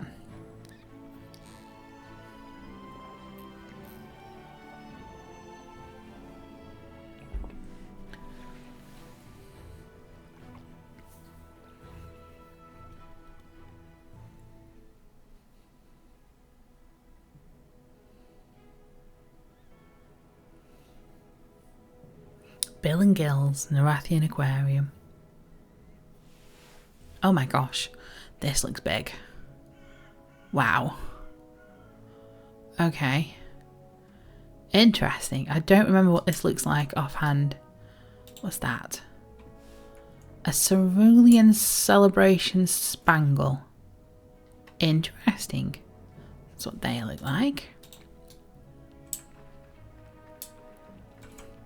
Oh my gosh, okay. Oop. There's a lot of watery tiles. And then we've got sea creatures. Oh yes, and it looks like there are ruins on the sides. Can I get in? Yes, I can walk in. Amazing. So there's a magnificent castle wall archway. Oh wow, okay, so that's been moved onto its side and placed. And there's different carts and ruins and things. And fish. Okay. And then the same again over here. There's like an eel hanging around. What's this guy? A bloodworm plushie. Ugh. I don't think I want to get too close to that guy. So those... That's a green barracuda skull. Oh, okay. So they kind of roll round in a column. There's like an invisible column that they're rolling round on top of. Wow, okay. Oh, there's stuff loading in. Oh my gosh. I've just seen all this lot. Wow. Oh, it's like a proper aquarium. Oh my gosh. So what have we got here? What's this one? The Bornite Pain? Oh, okay. Yeah. I get you. And then we've got some sort of divider. Horizontal window frame in tall divider of pastel marble. So that's what that looks like. And then a column. Tall column of pastel marble. Yeah. So that's a pretty easy box to make. Pretty simple in design, but it's been filled in a really ingenious way.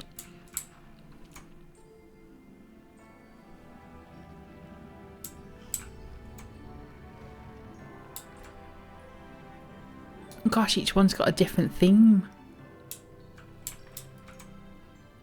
Oh wow, the seahorses. Oh, they've all been given like little bits of coral to hang on to.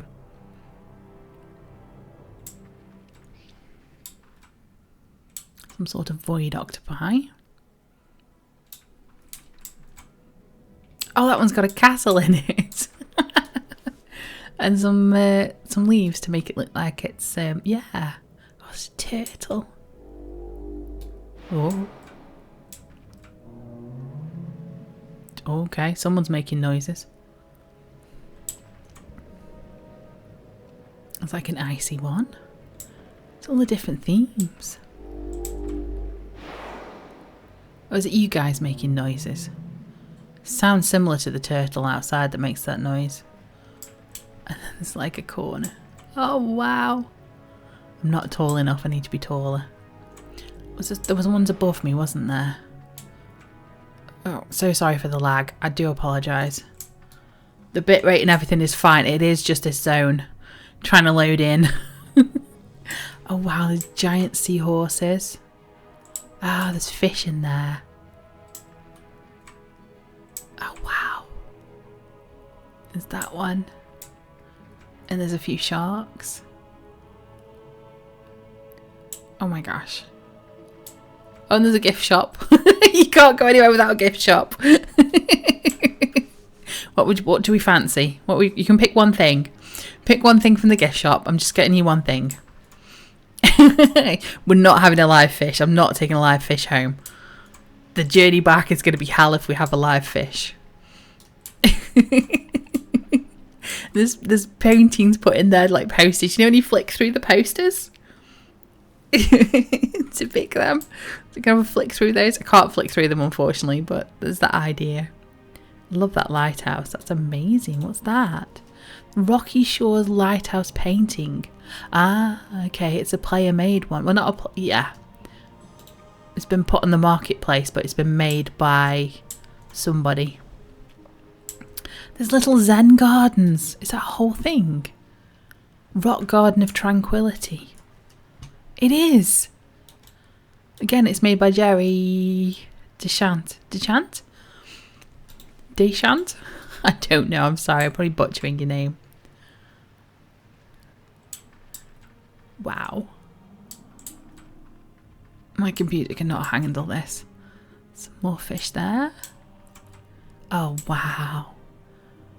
That's a really good way of using that statue. I'm very impressed. Some more. Different coloured foliage. I can't speak. Oh. Okay, and there's more of these. Oh, okay, we've gone kind of a land deserty. No, I'm leaving that one. Oh, there's panda bears. We've got more of a zoo type now.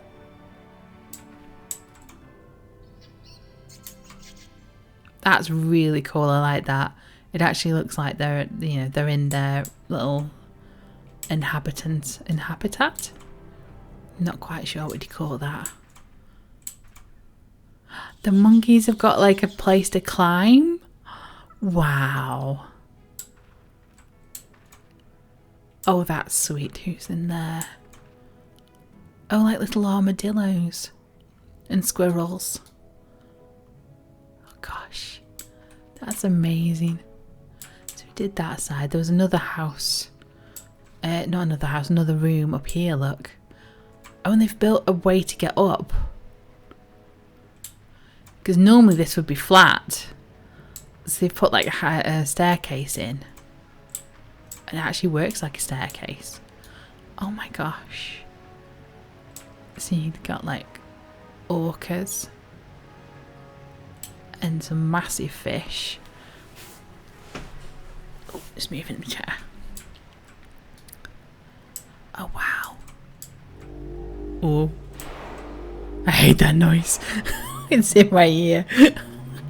Yeah, it's definitely one of these guys. It's that one, the turtle making the noises. I recognise the noise that it makes. That's amazing. And it's all in here. All fits in there. Gosh. Oh no, there's a place down through here as well, is there? Oh, that's a weird effect, but okay. Can I get through? No, I can't quite get through. That's blocks, I think. Arch door frame of moving water spray. Yeah, it's like a block. Okay. So they've kind of made it so the creatures are in the middle of the door. It's like a shark tunnel. Yeah, it is a shark tunnel.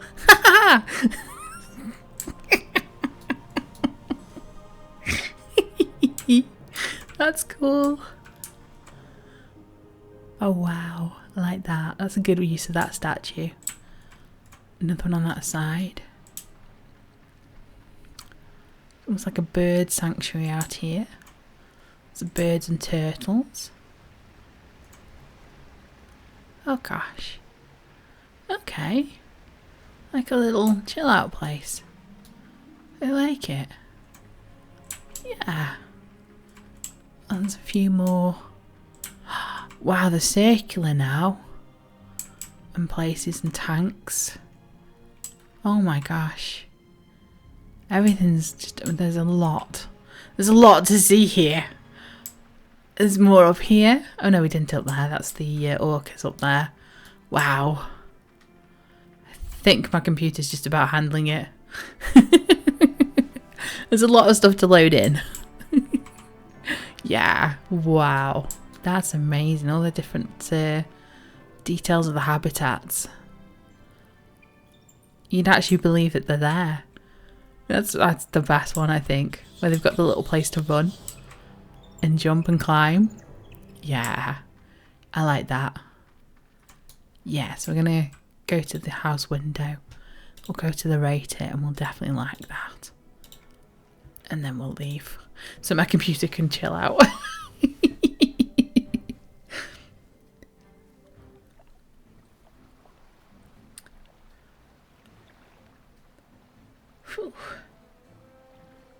Yeah, the CPU's not happy. Amazing. Fantastic. Right, I'm going to go get some, sort myself out for the day. That was really fun. That's how I normally spend my time in EverQuest. If I'm not doing the quests, I am running around trying to see what I can... What sort of harvests are available, and also what housing options, what people have come up with, and what ingenious uses they've used for different items. But yeah, thank you very much for joining me on this. It's been fun, and thank you for letting me have a chill out stream. I'll be back to those seagulls all the time. I'll be back to questing as normal next stream. I'll leave. We'll carry on with Crow's Quest when we're in the areas where we need to pick stuff up for Crow's Quest. But yeah, that's been fun. Much appreciated. If I don't catch you again, have a wonderful day. Good vibes only. Much appreciated, everybody. Take care. Bye bye.